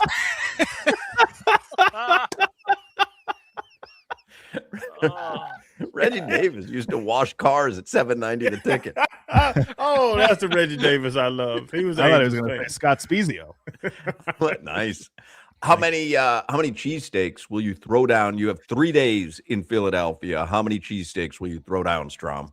It's funny. The first thing that Jack and I did when we got to the stadium, the best cheesesteak, you probably have heard this before, lives within the confines of Citizens Bank Park. It is the visitor clubhouse that has the best cheesesteaks in Philadelphia. I think I'm going to take one on Tuesday night. Jack already ordered his for tonight. So, and Nelly was asking actually when he came in here, he's like, is anyone ordering cheesesteaks? And I'm like, yeah, we'll get you one. This cheesesteak here is ridiculous. Do they bring it in from somewhere? Or they make it themselves there? No, they make it homemade. You order it. So you go in there and you say, hey, so-and-so, I'm going to pick up my cheesesteak after my pregame show. So, whatever. What's today's game? 6:40, 6:35. That cheesesteak better be ready. I go down, get the cheesesteak. It's right there. You're supposed to Venmo. You're supposed to tip. I always do that. So, you pick it up and you go and you take it back to the booth. It's great. With Whiz? You get it with Whiz? I get it with just like provolone. I don't do the Whiz. I'm not a Whiz guy. No, and I like my buns toasted. Yeah. What about onions, mushrooms, peppers? Onions and mushrooms. I don't like peps. Interesting. Now, I'm a purist when it comes to cheesesteaks. My wife is from Philly, so I've learned this over the years. I go cheesesteak with Whiz, no onions, no mushrooms, no peppers. Just give me the cheese and the meat. But here's the hack. Go ahead. Man, no one's listening.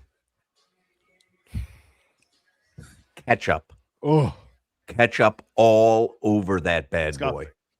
I agree. You like mayo on that? Or Russian sauce? No, I don't want to hear these noises out of you guys. You guys worry about Matt Mervis and Davis and De Los Santos. Steven Strom and I are having an adult conversation. No, of course you do. I like ketchup and mayo on my cheesesteaks. Oh, never done mayo. Interesting. Disgusting. It's good.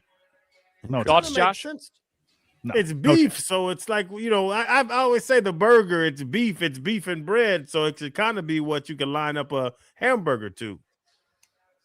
Yeah, you got to go Whiz though, because you're in Philly. No, Whiz that's the nastiest thing in the world is cheese Whiz. But that's why cheesesteaks are on the map in Philadelphia. Because of cheese Whiz? Yeah, that's what makes it different. Listen, you don't get that anywhere else. That's terrible. Well, you don't understand good food. I don't know what to tell you. All right. I think I'm out of stuff. I know Strom's got to go. Strom had a hard out this afternoon, so I don't want to keep him overtime. Go ahead, Josh, real quick. I want to ask you if you could just go in a little bit deeper about Max Meyer, because they're on this insane streak right now when he starts games. 15 starts. They haven't lost yet. He's 7-0.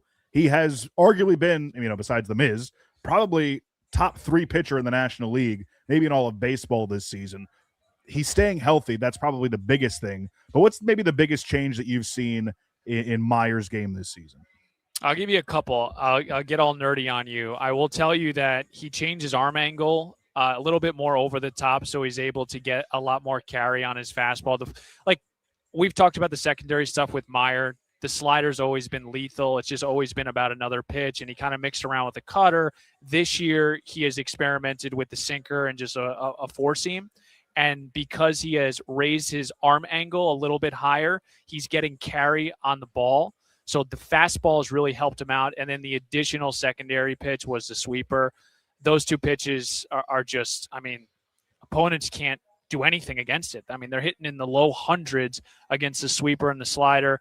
And then I would tell you the other thing is he mixes so well with Daniel Moskos. Daniel Moskos and him just have such a great relationship. And look, Max has always had the qualities to be like, I think a really good 3 or 2 in your starting rotation. He's just having one of those seasons where everything is being put together. It's very similar to what we saw with Cabrera last year. I think this version is a little bit better, but yeah, Max Meyer, I mean, man, he has just been incredible. We probably don't talk about him enough because he pitches every 5th day. Otto X and Hicks, they've been awesome, but like there's a legitimate chance that Max Meyer is here in Philadelphia as well. All right, Could get Steven Young. Strom, you will hear him tonight. Sorry, Josh, I got to wrap it up for him. You'll hear him tonight at 6 p.m. if we end our show on time, which we sometimes have a habit of flopping over a couple minutes into Marlins on deck, and he gets all angry and deservedly so. But send me a picture of the cheesesteak. I want to see it before you eat it. Will do, and I'll have my baseball next time. I didn't feel as sharp without it. So. It's got the power stance, though. The power stance looks good, but when he's flipping that baseball while we're doing the segment, man, it just hits. So, real quick, does it look like I'm going to a safari with this shirt? Because someone said that on Twitter today. I'm going to question the shirt a little bit with the taco meat out. You're showing the meat. There's no question about it, but, he's going to enjoy the Philly cheesesteak. He's all about the meat tonight. They're giving him a little meat. Fellas, He's thanks giving for having them me. a little meat. There's a big meat exchange going on at Citizens Bank Park tonight. He's buttoning it up now. Steven Strom, tonight, 6 p.m. right here, 104.3 WQAM. And then Jack McMullen will be on the call, 6:40 first pitch tonight. Thank you, Strom. Of course, guys. Let's go fish. Let's go fish. Have a good broadcast tonight. We'll take a break. 4 o'clock hour is next. You're listening to the Hoch, Crowder, and Solana Show. Baseball.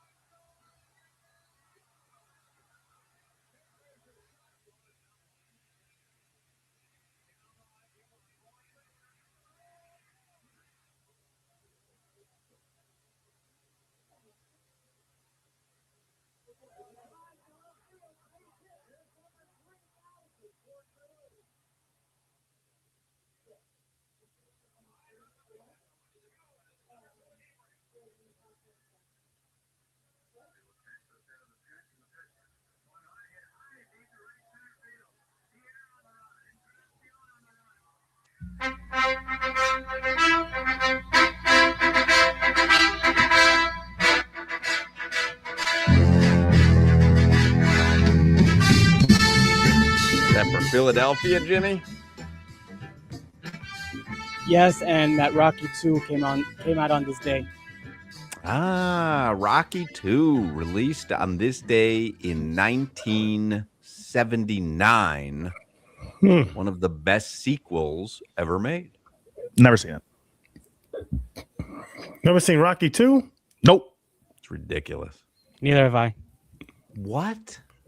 Y'all seen any other Rockies? Yes, I've seen the first one. I mean, That's it? Crazy talk. And Creed. Yeah, I like Creed. Never seen Creed. That's My man of Pale. crazy. That's unbelievable that you've never seen any Rocky film except the first one. And Creed.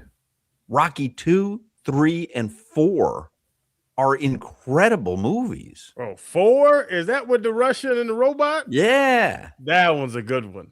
But is that if he movie. dies, he dies? Yeah. Yeah. Drago. Sorry, And we're Creed. starting the 4 o'clock hour a little bit late, but we had just finished talking cheesesteaks and we're wrapping everything up, and Appel had to get an in-depth explanation of Max Meyer. So that's why we're starting the 4 o'clock hour. We didn't a talk little about Max bit Meyer. He's been the big story. late. We did talk Max Meyer. Barely. We now talk Max Meyer for a second time today. Deserved.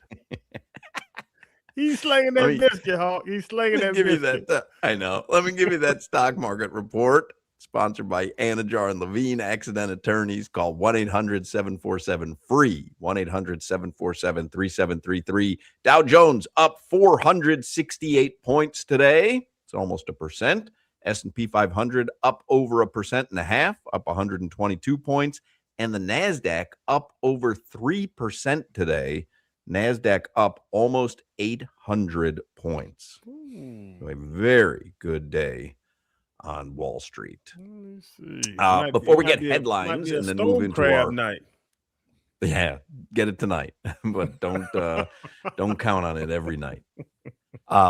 Before we get to headlines and all the fun we have planned for the 4 o'clock hour, let me remind everybody the summer of soccer is here. You can celebrate with WQAM this Friday at our radio home at the Citadel in Miami. It's where we do the show every day. It's where the studios are. It starts at noon on Friday. Every hour, one lucky fan gets a shot to win up to $10,000 in our Soccer Kick Challenge. You can enjoy complimentary global food samples from Wild Fork. You can enjoy cafecito from La Llave, rooftop vibes with Al Capone, and you can meet Heat legend Udonis Haslem, who will be aboard the Hard Rock Bet bus. Plus, there will be games, giveaways, prizes, and match day excitement. So come for the soccer, stay for the vibes. The Summer of Soccer at the Citadel in Miami, which is a great food hall as well. Yes. It's Friday beginning at noon. It's sponsored by Michelob Ultra, official beer sponsor of the FIFA World Cup 2026, by La Llave Smooth Espresso, by your South Florida Chevy dealers, Al Capone Sweet Hand-Rolled Cognac Cigars, and Wild Fork Neighborhood Meat and Seafood Market, and Hard Rock Bet Sportsbook, and Verizon, an official sponsor of the FIFA World Cup 2026. That's Friday. It's going to be a big old event at the Citadel. And if you want to get in on the soccer fever that has taken over many cities, come do it with us on Friday. All right, let's get headlines here for Josh Appel, who's in for Solana today, who's rooting on La Celeste at Miami Stadium for the Uruguay-Saudi Arabia match, which begins in a couple hours at 6 p.m. Headlines brought to you by Doral Kia in Miami. At a Domino's game, you'll find your abuelito, and when you want a low price, you save with your Pricito. Save now with your Pricito at Doral Kia. I'll tell you what, Hawk. I've got the Seaver. You got a little what? Fever. The soccer fever. Ah, the Seaver. Wombos. Yeah. Mm-hmm. I haven't done a lot of that today. Well, a little too much, in my opinion. Whoa, whack. One game going on right now. Egypt still up 1-0 over Belgium. They're just underway in the second half. Jimmy had texted us that he wants Belgium to score so he can fire off his Belgium goal song. What do you think it is? I have been racking my brain because when I think Belgium, I think waffles. But is there a song that has to do with waffles? Beer? We'll find out. Yeah, don't tell me. Don't tell me. I was trying to guess like what, because Egyptian Lover was his goal song for Egypt. What could be his goal song I have another one for Egypt, by the way. for Belgium? You have another one for Egypt. Oh, Walk Like an Egyptian, Bengals for sure. That's a minus 8,000 favorite. there's no question. He may change it up now because I just made them such a prohibitive favorite. Yeah. Could go the King Tut Steve Martin song. Yeah, that'd be timely. The King Tut Steve Martin song? Are you kidding? Like Walk Like an Egyptian's a timely song? King Tut came out in 1974. Bah. Man, King Tut fever swept the nation back then. I'm telling you, you couldn't go anywhere without people talking about King Tut. Yeah, we weren't alive. Hawk. You were not. Yeah. What just happened, Jimmy? Nothing. Oh.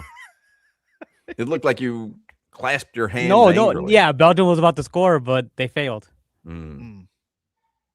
Does the song have anything to do with waffles? No. Does not. Belgian fries. Belgians own they have French fries. Belgian fries. You'll find out. Huh. Can't wait. You're gonna get totally off guard. What how many minutes are left in that match? 40. Oh, all right. We got a lot of time. Yeah. All right, let's get headlines there with the Pell. Oh, he's in headlines already.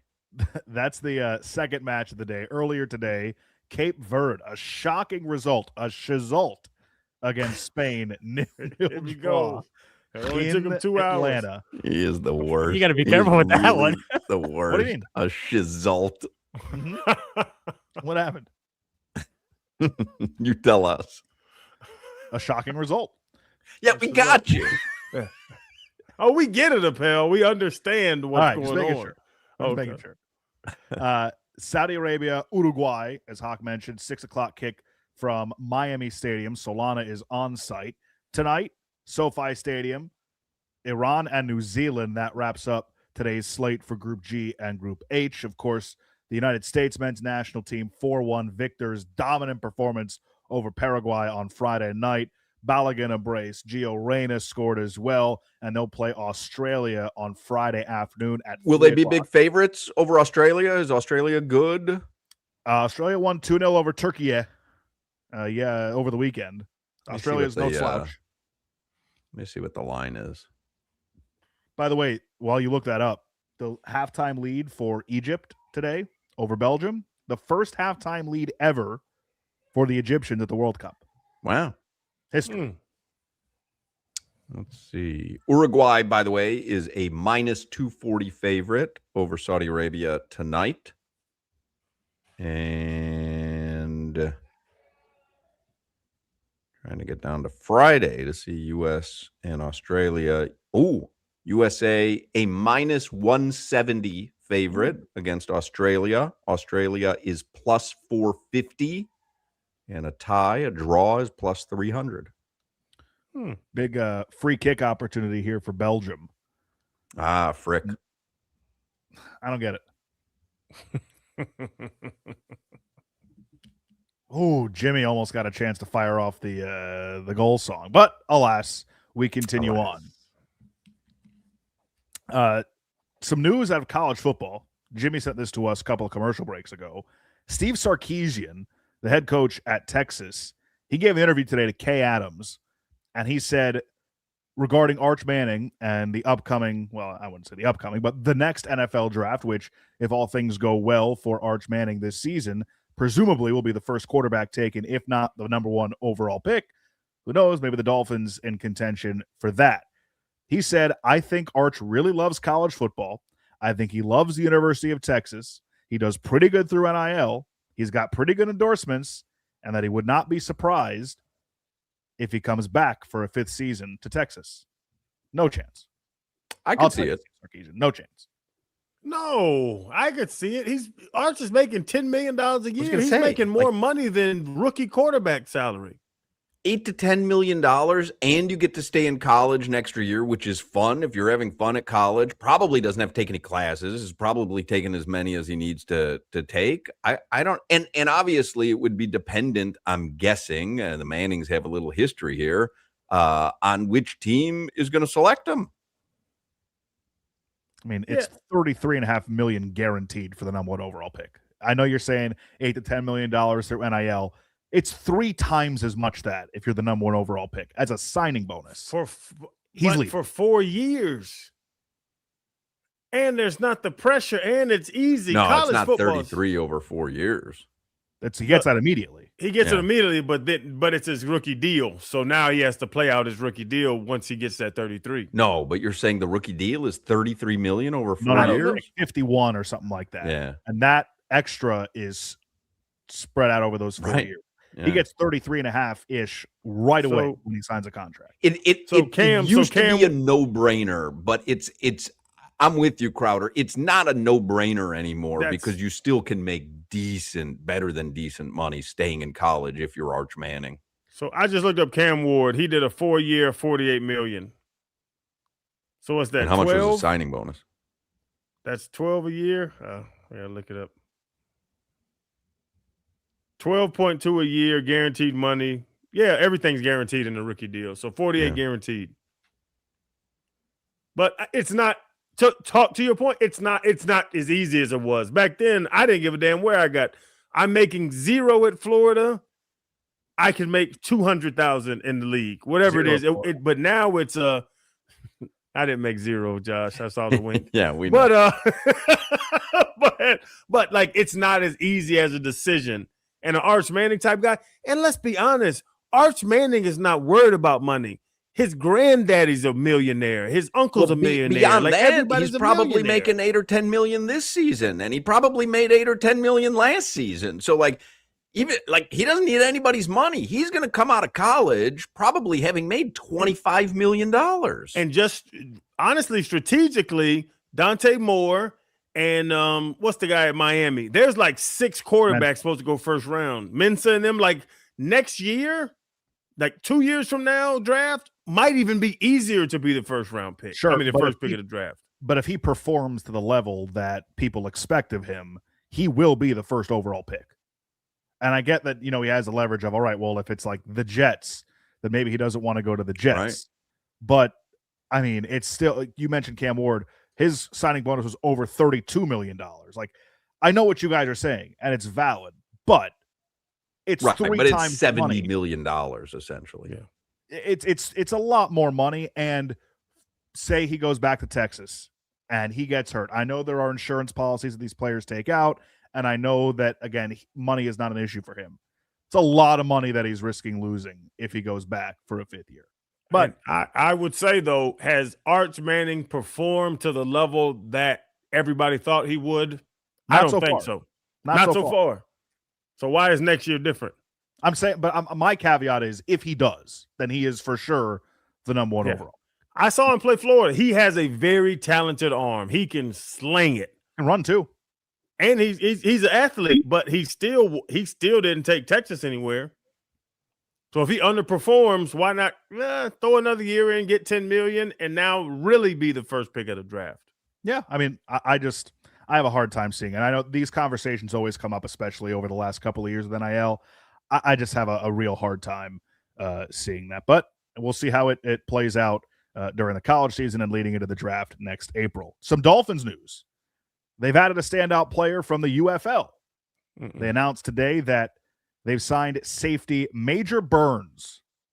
Not sure you want that as a name if you're a defensive back. You get burned. He has Major Burns. Well, you don't want to get burned by a receiver. Yeah, no, I get it. Yeah, that's going to be a lot of banter when he does give up a deep ball. But he was really good this season. Finished the season with the league lead with 4 interceptions and 8 pass breakups. He was with the Bears for a bit last season, but The Dolphins bringing in another candidate to compete in what is a very, very, very, very, very, very, very, very, very, very thin secondary for the Dolphins. Thank you. Hit the berries on the head. Yeah. Mearns. Well done. Thumbs up for that one.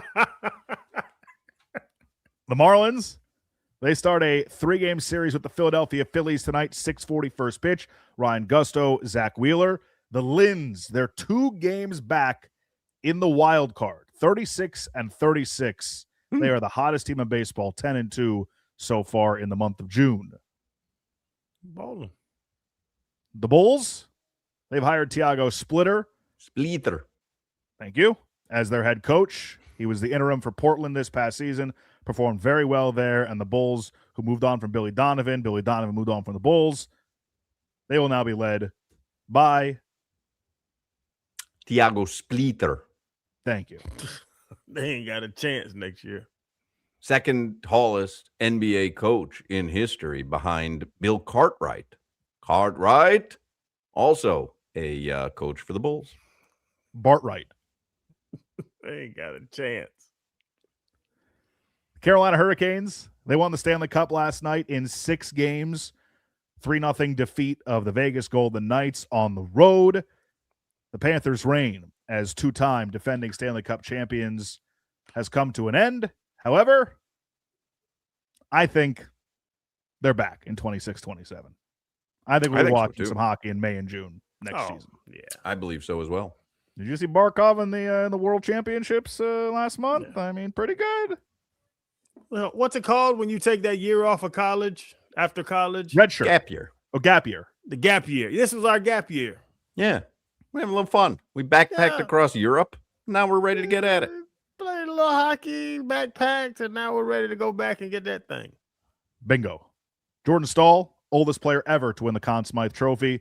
Rod Brindamore has now won the Stanley Cup with Carolina as both their captain and as their head coach. Of course, we've talked about it. The Knicks, they're NBA champions for the first time in 53 years. Jalen Brunsonhausen, the MVP.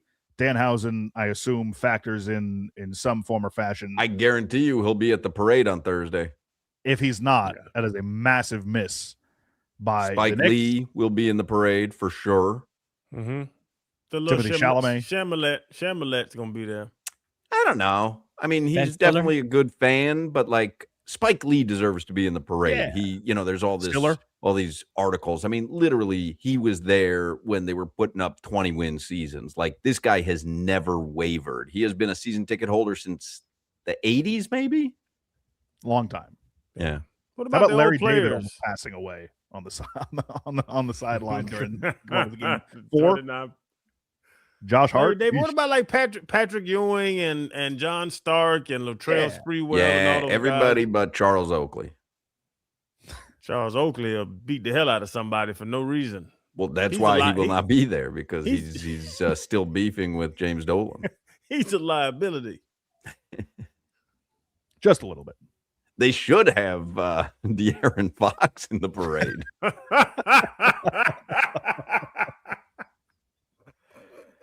Oh, goodness.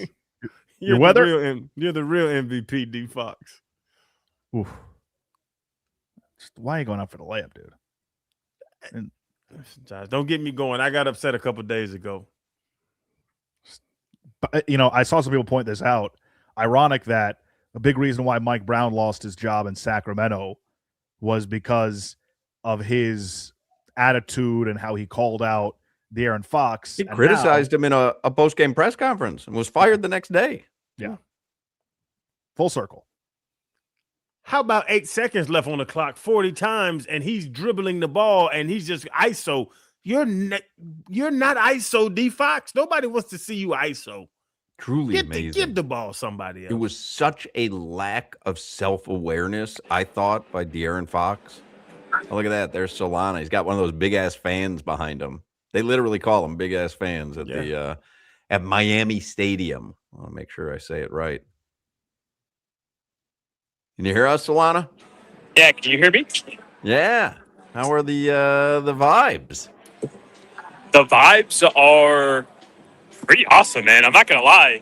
I was just having a couple couple of brewskis with some Saudi fans. You know, we're trying to keep it civil around here, Hawk. I want to make sure everybody knows that before the game, it's all about having a good time and embracing the beautiful game. Yeah, he's definitely a few beers in. When he gets into that, that newscaster weird delivery, you know. Well, you know, I mean, we're just all trying to have a good time out here, and there's a moment of pride between each nation, and you have to appreciate. What are you doing? Somebody, what are you? I don't know. I don't know. What is he trying to present to us? Yeah, are we live? Soliloquy. What kind of soliloquy? We just want to know what food is available and what you're eating. Are we live? Yeah, we're on air. We are live. Oh, hey.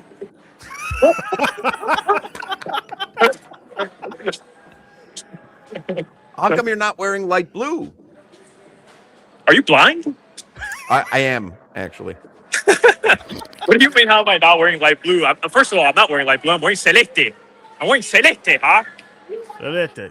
Yeah, that looks like a white shirt to me. Okay, all right. This looks is a bad like idea. Looks like a Pell is representing Uruguay. This is a bad idea. I've never been more nervous. I've never been more nervous about a game. Cabo Verde and Spain tied. We know. So, I mean, this is a tremendous opportunity for Uruguay. We could be top of the group today. We can put ourselves in position to win this group with a massive victory today. And you're telling me I'm not wearing a light blue shirt. What are we doing here, man? What are we doing? I just want to make sure that everybody knows you're an Uruguay supporter. It looked to me like you were kind of neutral. You got mousse in your hair? I do. It's hot, man. It's hot. No joke. All this idea, though, that, you know, I don't want to say there was an idea, but speculation following the Copa America that. Oh, hold on. Sounds like there's been a goal. There was a bicycle kick goal, Jimmy? No, Belgium has a rich history of a rich culture of cycling. Jimmy, that's the wrong country, man. That's Netherlands, No, I looked it up. That's Netherlands, brother. I side with Jimmy on this. He's been No, excited. I looked it up. He said he had a fire song for Belgium in case they were to score a goal, and I immediately thought it was a bicycle kick. I thought that would be. I instantly regret it now. Yeah, They have more bicycles than we have. So it's 1-1 right now, Egypt and Belgium? Yeah, Egypt, Belgium, 1-1. That's a big goal for Belgium. That would have been a pretty big result for Egypt. Cabo Verde earlier drawing Spain is, no joke, one of the biggest shocks, but also one of the most unbelievable performances that we've seen from a team like Cabo Verde.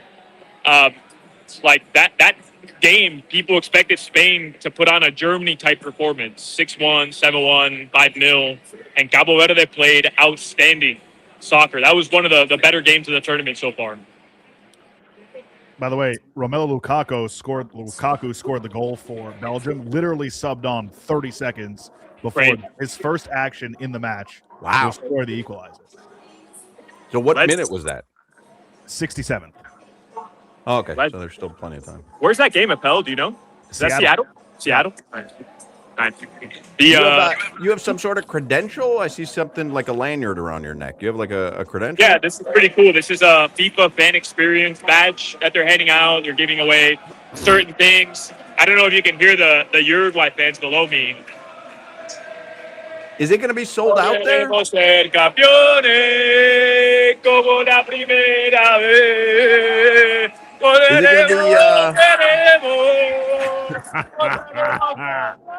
at his little high fade.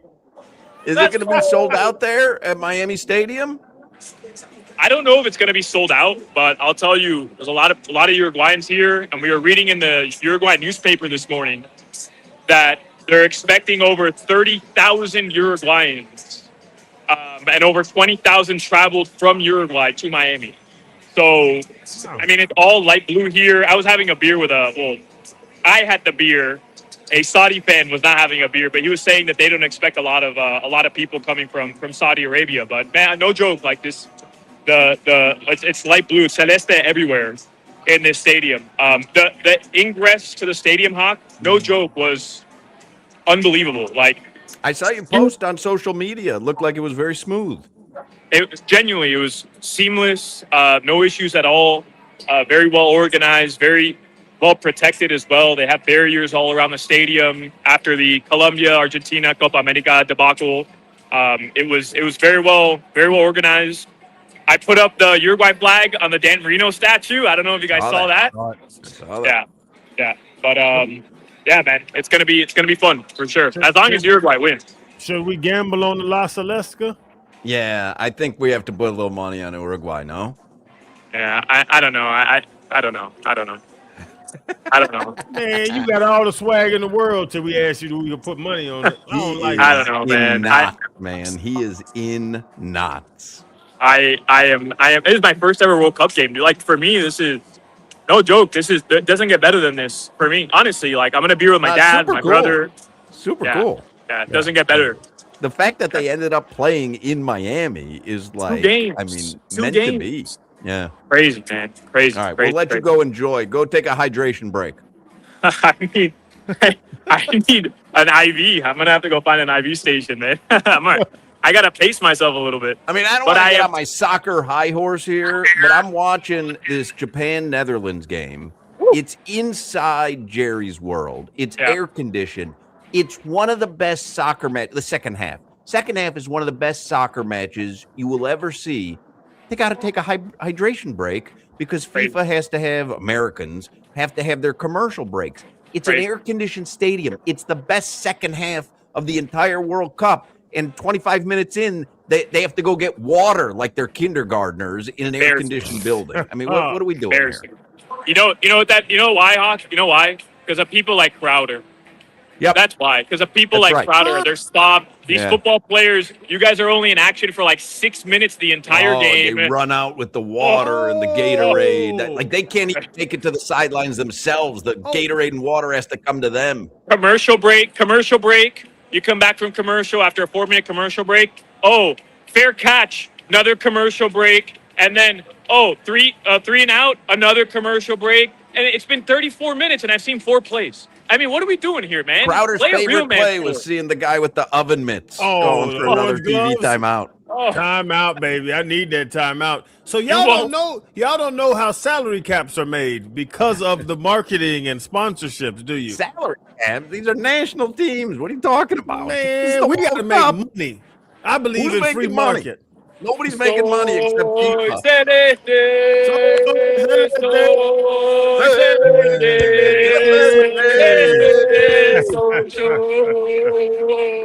Solana, don't get beat up.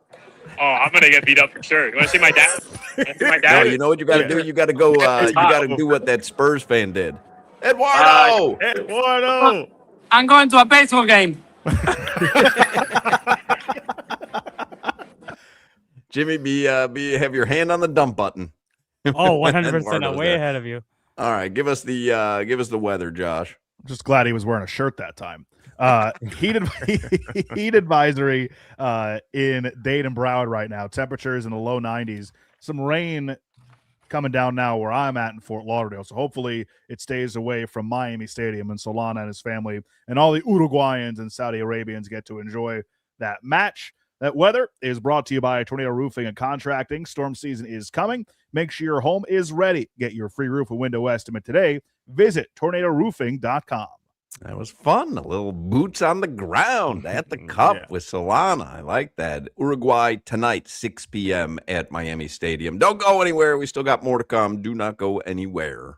Y'all want to protect and upgrade your home? You have to have it done. And garage doors, if they're outdated, damaged, or not hurricane ready, it's hurricane season right now. It just rained at my house. Now, you know what's going to happen this time of year. Don't wait. Call Allied Doors. They've been serving South Florida since 1966. They're the best. 60 years of trusted family-owned service. Don't be the people or the neighbors that you know that have that beautiful home, well-kept yard, and the garage doors are terrible. We all see it. And if you can't think of the person, then you're the person. You have to call Allied Doors. Huge in-stock inventory, same-day service, custom impact-rated doors built to protect and upgrade that home fast.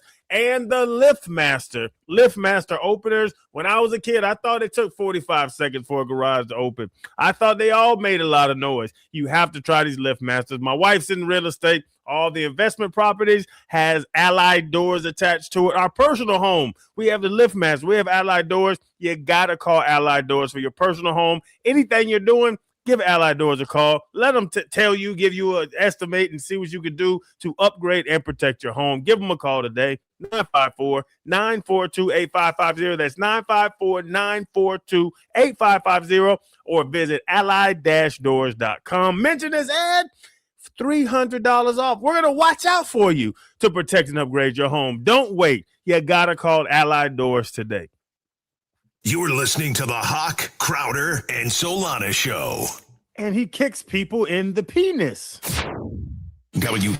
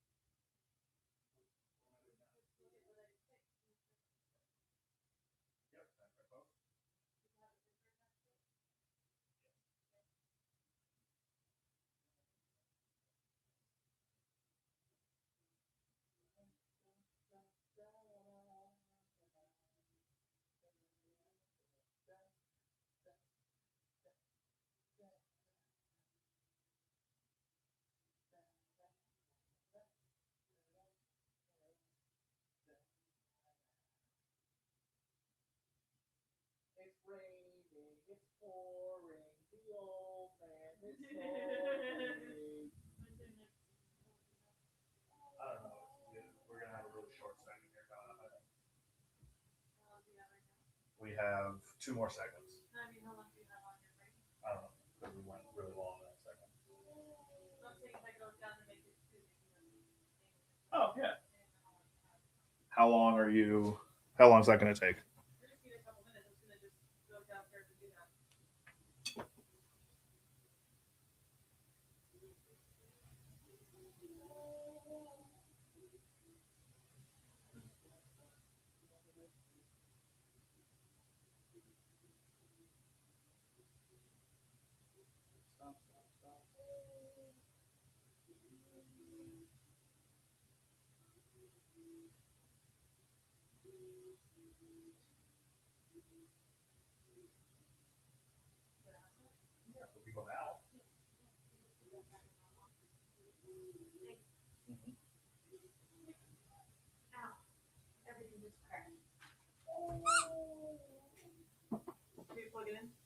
Yep.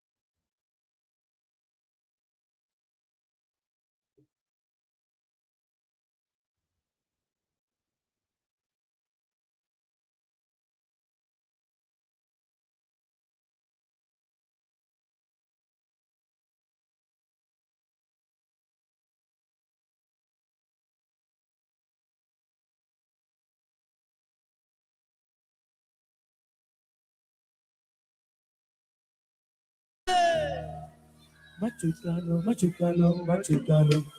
Machucano, machucano, machucano. Machucano, machucano, machucano.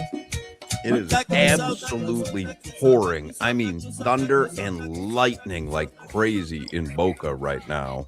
Yeah. You're shaking your head. I'm guessing it's that way in Davie as well. Yes, it went crazy. There was a hurricane storm up here about 20 minutes ago. So do we know? I wasn't listening to your weather, Appel, admittedly. Is that heading south and west? Like, is that going to affect the match, the World Cup match at Miami look it up Stadium? here. You know what? I have an app for that from my fishing. Oh, look at you. Right now, it's mostly cloudy, and there's only a 20% chance of rain at 7 o'clock. So it look at that. Crowder seems like they showing us might be live there. radar. Hey, I'm a man. I can't read it, but a LADAR. Live radar. Got it. Yeah. It don't like it's going south. It like it's going east. According to USA Today, because the Knicks, obviously, they finally won a championship after however many years. What was it, 53 years since their last one? You know how long it's been since the Dolphins have won a title? 70, 30, 20, 50 years? 52 years. 52 years. 52 years. Where do you think that ranks on the list of all four major sports since a city's last title? For any sport. For any of the four majors. I don't even do guaranteed top 10, but I think there's some teams that have never won anything. That's what I thought. I thought top 10 as well. It's 21st on the list. What? Do you know what team has gone the longest without a title? Something in baseball. It's football. The Lions? The Arizona Cardinals, which used to be the St. Louis Cardinals. People forget that's one of the oldest franchises in You want the to guess NFL. how long it's been since they've won a title? Like the 30s, right? 50. 78 80? years. 80. That's crazy. Yeah, it's a tough fan base. Arizona Cardinals, 78 years. Cleveland Guardians, baseball, 77 years. Sacramento Kings, 75 years. They were the Kansas City Kings when I was a kid. Otis Bird song. I'll have to bring them up with Jim Larinaga on Wednesday. The Atlanta Hawks, 68 years since their last title. Yeah, could believe that. Detroit Lions, you mentioned, Appel, 68 years. Tennessee Titans, they were the Houston Oilers, 64 years. The Chargers, 62 years. Cleveland Browns, 61 years. This one is shocking. I'm skipping a few, but the Toronto Maple Leafs, 59 years. It's crazy, right? When you think of hockey in Toronto, 59 years since their last title. We've got two since then. we had like a decade of not making the playoffs. Like, well, you are Mark ran this team for so long. We won two. And then it gets down. The 20th is the Vancouver Canucks, 54 years, and 21, the Miami Dolphins, 52 years. Wow. Yeah. Agonizingly close the Cardinals got against the Steelers. Santonio Holmes with the catch, the toe tap in the end zone. James Harrison with the pick six, 100 yards for half. Agonizingly close to ending that streak. It's a long time, man. Yeah, Debo's interception return is way more impressive than Santonio Holmes' catch. All right, 5 o'clock, Funky Buddha Happy Hour on this rainy Monday is coming up. I want to tell you first about my good friends and the amazing award-winning team at Doral Kia. Whenever you want a low price, you know you always pay less with your Pricito at Doral Kia. Take advantage of a Pricito now on all your favorite Kia models like a Sportage, Sorento, Telluride, K5, Soul, and more. Don't wait. Hurry to Doral Kia today. Mitchell, the Kia boss, and his entire staff, they will take great care of you. Easy financing, fast service, the best value for your money. You always pay less with your Pricito at Doral Kia. You can visit them at the store, or you can start shopping for your Pricito right now at DoralKia.com.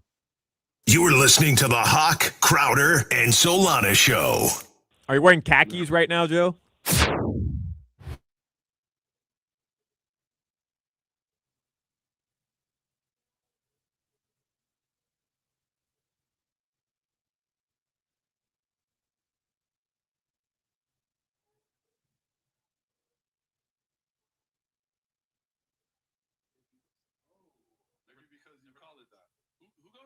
There we go, and we're back. Fun fact. El Palace of Hugos? Can you let me add that Palace, Juice Palace? Do you guys have strawberry banana smoothies here? Can I get a protein shot? Can I? How many protein? Is it an extra $2 like at the Smoothie King?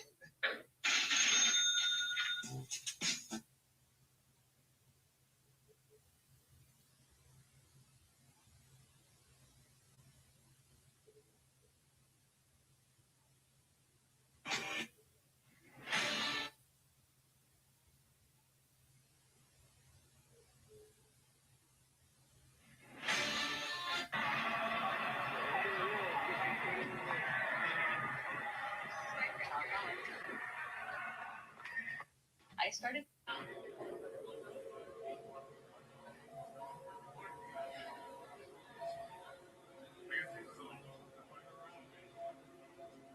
You guys know? Do you have any? Hey guys, Brian Lombrick here. This is an excuse, Nikita Kucherov winning the Hart, for us to show a clip in which Matt Friend interviews Nikita Kucherov as Nikita Kucherov. Nikita, man, how we doing, man? We feeling good? You look like #1 bull crap. How's it feel, man? Yeah, I'm good. For some reason, you sound more Russian on YouTube. But anyways, this would be your second Hart Trophy win. Do you know where you put the other one, or what do you do? Yeah, it's at my office. So much enthusiasm from Kucherov. No, I'm loving it up the top, man. What are your predictions for the next season, Nikita? What do you like? Try to win the cup. That is such amazing advice for hockey players, man. Wow, you are. Anyways, Been so long since I've watched that, and it is worse than I remember. Like, that's true greatness, and that's gonna be the best thing I need to say to that, friend. You're never doing something as good as that again the rest of your career. That is your opus. I honestly put in 0% of that. I guess maybe not 0%. It was pretty shitty invention, but I put a lot of that blame on Nikita Kucherov's play for not even fucking playing ball. Like, hitting the wah wah wee wah. The wow, what great advice! that is such amazing advice for hockey players, man. I mean, the best part is this. You look like #1 bull crap. You look like #1 bullcrap. Matt Friend, how do you smoke so good? That is. I mean, I can't imagine that Matt Friend, who does a really great impression, thought that he was absolutely cooking with that Nikita Kucherov impression. But if you're going to do a bad impression, at least cook. And he was cooking. I mean, he realized after the first answer, fuck, the videos I watched of you on YouTube had a different accent than the one I'm doing, but I rehearsed all this. Away we go. This is an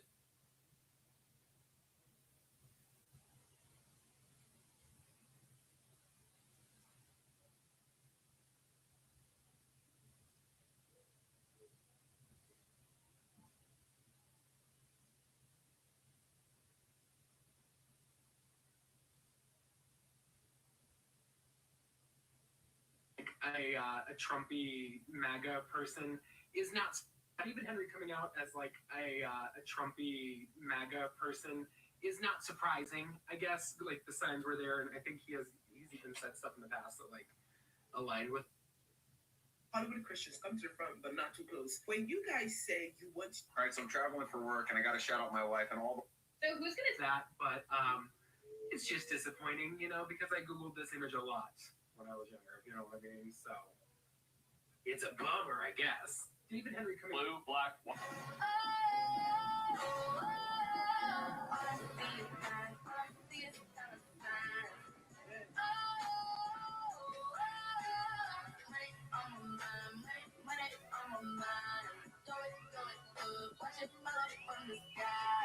Tyler, by the way, I had a question. My girlfriend and I have differing political beliefs. So how should we handle our relationship? We have a lot of the same values, but different beliefs. Do not marry this. Do not marry someone that you cannot talk with a daily news with. You guys can laugh at it. Do not build a life with somebody where you cannot agree on what daily news channel to watch. Let me ask. And she starts to agree with things. I think a lot of her life has been influenced by having two little parents, and then now she's in. Do not marry this girl. Like, you do not want liberal in-laws. Like, this is, you do not want this. I'm telling you, run away, find somebody else. In-laws are very important. I'm telling you right now, someone who's married 2 kids, in-laws become embedded. You almost inherit them as pseudo-parents. Does she have the relationship with her dad? Yeah. She'll side with him over you. Every time. Yeah. She will leak her parents against you if all of a sudden she goes to the politics of marriage. Because it is unfair for her to choose, like, you know, which one or the other one. I might think like I'm generalizing. This comes from over 10 years of seeing and doing this. That political agreement is a necessary foundational element when you want to try to build a family.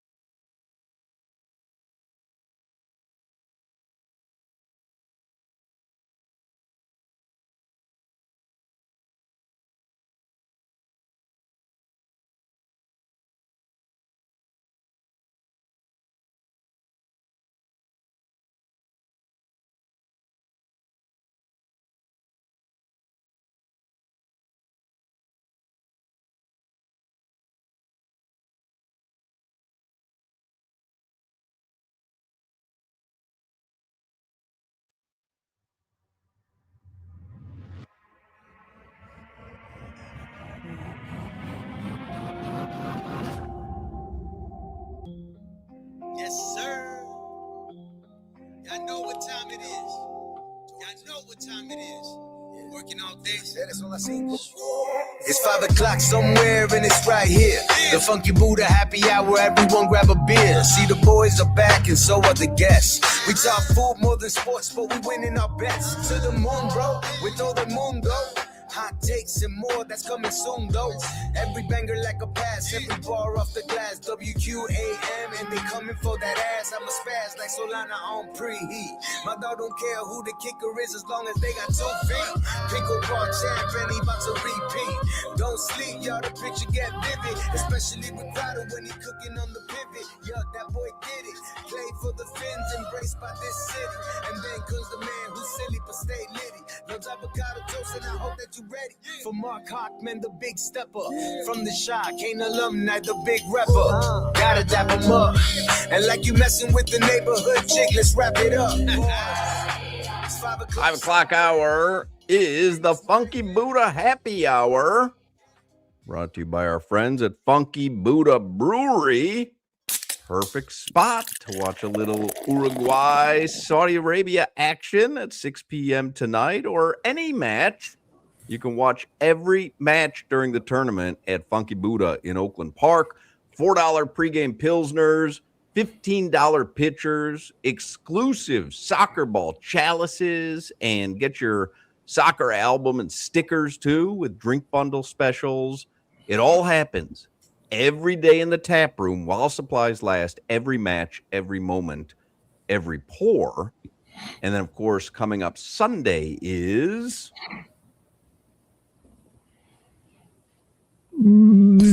Soccer. Father's Day. I mean, soccer, yes, but Father's Day. Oh, Father's Sunday. Day is the most disrespected, worst holiday in the history of time. Well, Funky Buddha is raising a glass to all the father figures out there with an epic day at the tap room in Oakland Park. Dads can enjoy their first beer on Funky Buddha. They're going to have special whiskey flights and menu options to choose from. So reserve your seat for Sunday, Father's Day at Funky Buddha right now at Open Table or funkybuddha.com. Oh, Josh just became a father. First one. First one. Yeah. Excited for Sunday? Yeah. I'm sorry to break it to you, but it's no Mother's Day. I'm not going to get flowers. You're not getting anything. It just pales in comparison.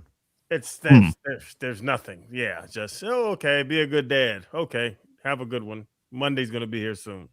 I found out, speaking of being a father, I have just a bad migraine working right now. And during the commercial break, my son was sitting out on the couch and I had like my head down and he's like, "What's wrong?" And I said, "I have a really bad migraine working." And he was like, "You want me to finish out the last hour for you?" And I said, "Yeah, could you? Like, what would you come out of the box with?" And he literally said this, Uncrustables.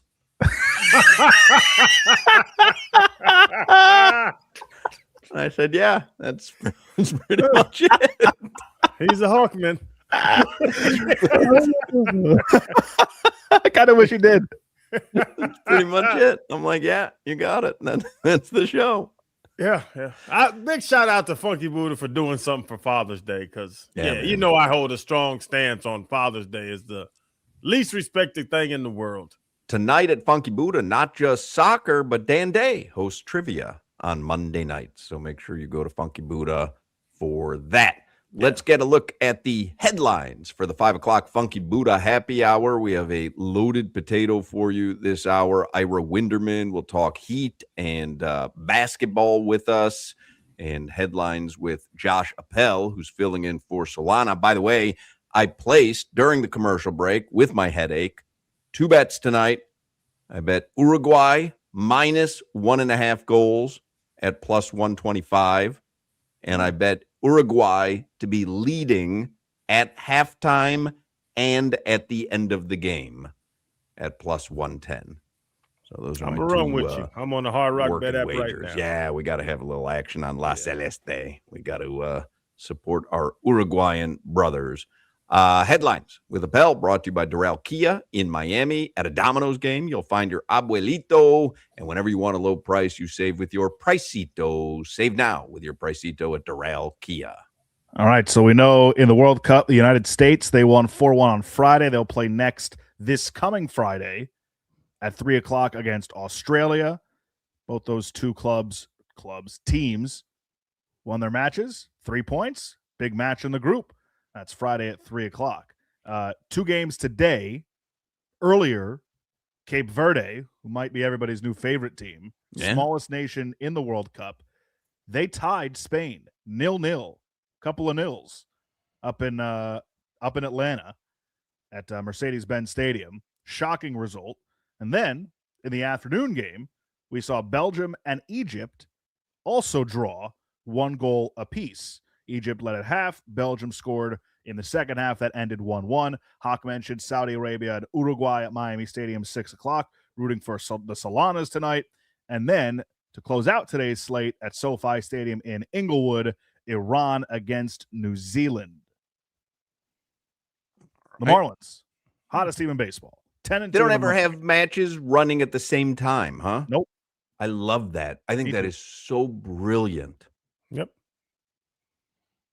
Let everybody have their moment. Yeah, I love it. FIFA does it right. Yep. Well, other than the hydration breaks. Let these boys get some water, Hawk. Y'all need Sorry, to best half of soccer I've ever watched. Japan and the Netherlands, and it's an air-conditioned stadium that happens to be cold. It's cold in there, and they're forced to take a 3-minute hydration break. What are we doing? Let them get they're playing good soccer. Let them get some water. Now they're gonna play better soccer. You're breaking up the flow of the beautiful game for a commercial break. Call it what it is. It's a commercial break. Yeah, but they sweat during the game, regardless of the AC. Yes. They play in 100-degree conditions for their entire lives. They've never had to have a predetermined hydration break. All of a sudden, it's in America. Let's make sure that they're all hydrated. You know what? Grab a water as you're running past on the sideline if you're thirsty, and play ball. Let them get an AG1, get some greens in them. Boy, they about the ball. I mean, why don't you make a carving station on the sidelines, and we'll take a prime rib break. I wouldn't have a problem with prime rib either. Prib. The Marlins, hottest team in baseball. They're 10-2 in the month of June. They start a series tonight in Philadelphia against the Phillies. They're 2 back in the wild card. Zach Wheeler goes for the Phillies. Ryan Gusto goes for the Marlins. We are expecting a picture at some point of Steven Strom's cheesesteak. Yeah. He said what, right after the pregame? That's what he says, yeah. So about 6:35? Yeah, something like All that. Right. Yeah. Tiago Splitter. Yep, there you go. Hired today as the new Chicago Bulls head coach. He spent last season as the very successful interim head coach for the Portland Trailblazers. Carolina Hurricanes, they won the Stanley Cup last night, 6 games. The Southeast, the Sun Belt, they run the NHL. In the last 6 or 7 Stanley Cups have all been teams since Colorado won it in 2019. Vegas, the Panthers, Tampa, now Carolina, all teams in warm weather. They dominate the game of hockey. Rod Brind'Amour has won it as a captain for the Hurricanes, now is the head coach. Jordan Staal, oldest player to win the Conn Smythe Trophy. And, of course, Jalen Brunson and the Knicks, they won the NBA title over the weekend over the San Antonio Spurs in 5 games. I was so annoyed by that Spurs team. Yeah, it was frustrating to watch, and I had no rooting interest in it. Right. And are we still going to question Jalen Brunson after dropping 45 on the clincher? No. He's a monster. He can do whatever he wants, man. Yes. You still going to question Cat? Man, he'll let you down. I don't know, man. What did he? Listen. Foul trouble. He had foul trouble, but that wasn't on him. I know he's foul trouble because he doesn't move his feet, and he reaches out and slaps people and argues with refs. Well, they win that championship without Cat. No. Yes. No, stop it. They put Bismack Biyombo in there. They'll win. Stop it. You saw what Cat did to Wemby? What did he do? Grab him? In game 1? Yeah. No, I'm not saying he's garbage. He's not special. He's just a big. I take Chet Holmgren over him as a big. What? Did you see what Chet Holmgren did in that game 7? I would take Chet over Cat. Well, one guy watched the other guy win an NBA title against a team that he lost to. So, your weather. I gotta stick with my take, Josh. Leave me alone. You're dug in. I get it. Temperatures in the low 90s. It's raining in Broward right now, but it looks like Miami Stadium will be spared from the rain for the Saudi Arabia-Uruguay match tonight. That weather report is brought to you by Tornado Roofing and Contracting, replacing roofs, roof repairs, maintenance, and hurricane impact windows and doors. Visit tornadoroofing.com. Ira Winderman is going to join us in the next segment. Tucker Duke's Lunchbox in Deerfield Beach, best burgers in South Florida. And Tucker Duke's not just award-winning burgers, one of the most creative menus in South Florida.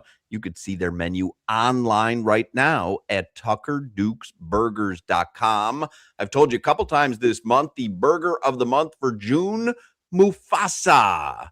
The king has arrived at Tucker Duke's Lunchbox in Deerfield Beach. 2 8-ounce all-beef patties, melty American cheese, crispy bacon, and it's all on a toasted rainbow bagel.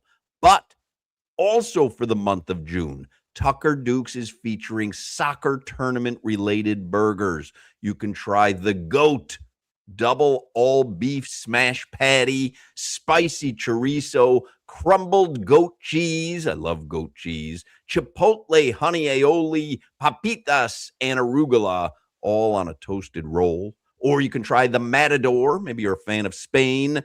The Kaiser pretzel bun, if you're a fan of Germany. If you're a fan of Colombia, the Colombiana is back on the menu at Tucker Duke, so on and so on and so on. You can celebrate soccer with a burger at Tucker Duke's. That would be great for dinner tonight. Besides burgers, Tucker Duke's, they're loaded with all kinds of stuff. The fish dip is great. It's smoked mahi-mahi fish dip served with house-made tortilla chips. They've got bacon-wrapped Korean barbecue ribs, cheesesteak fries, portobello fries. They've got salads, chicken sandwiches, steak sandwiches.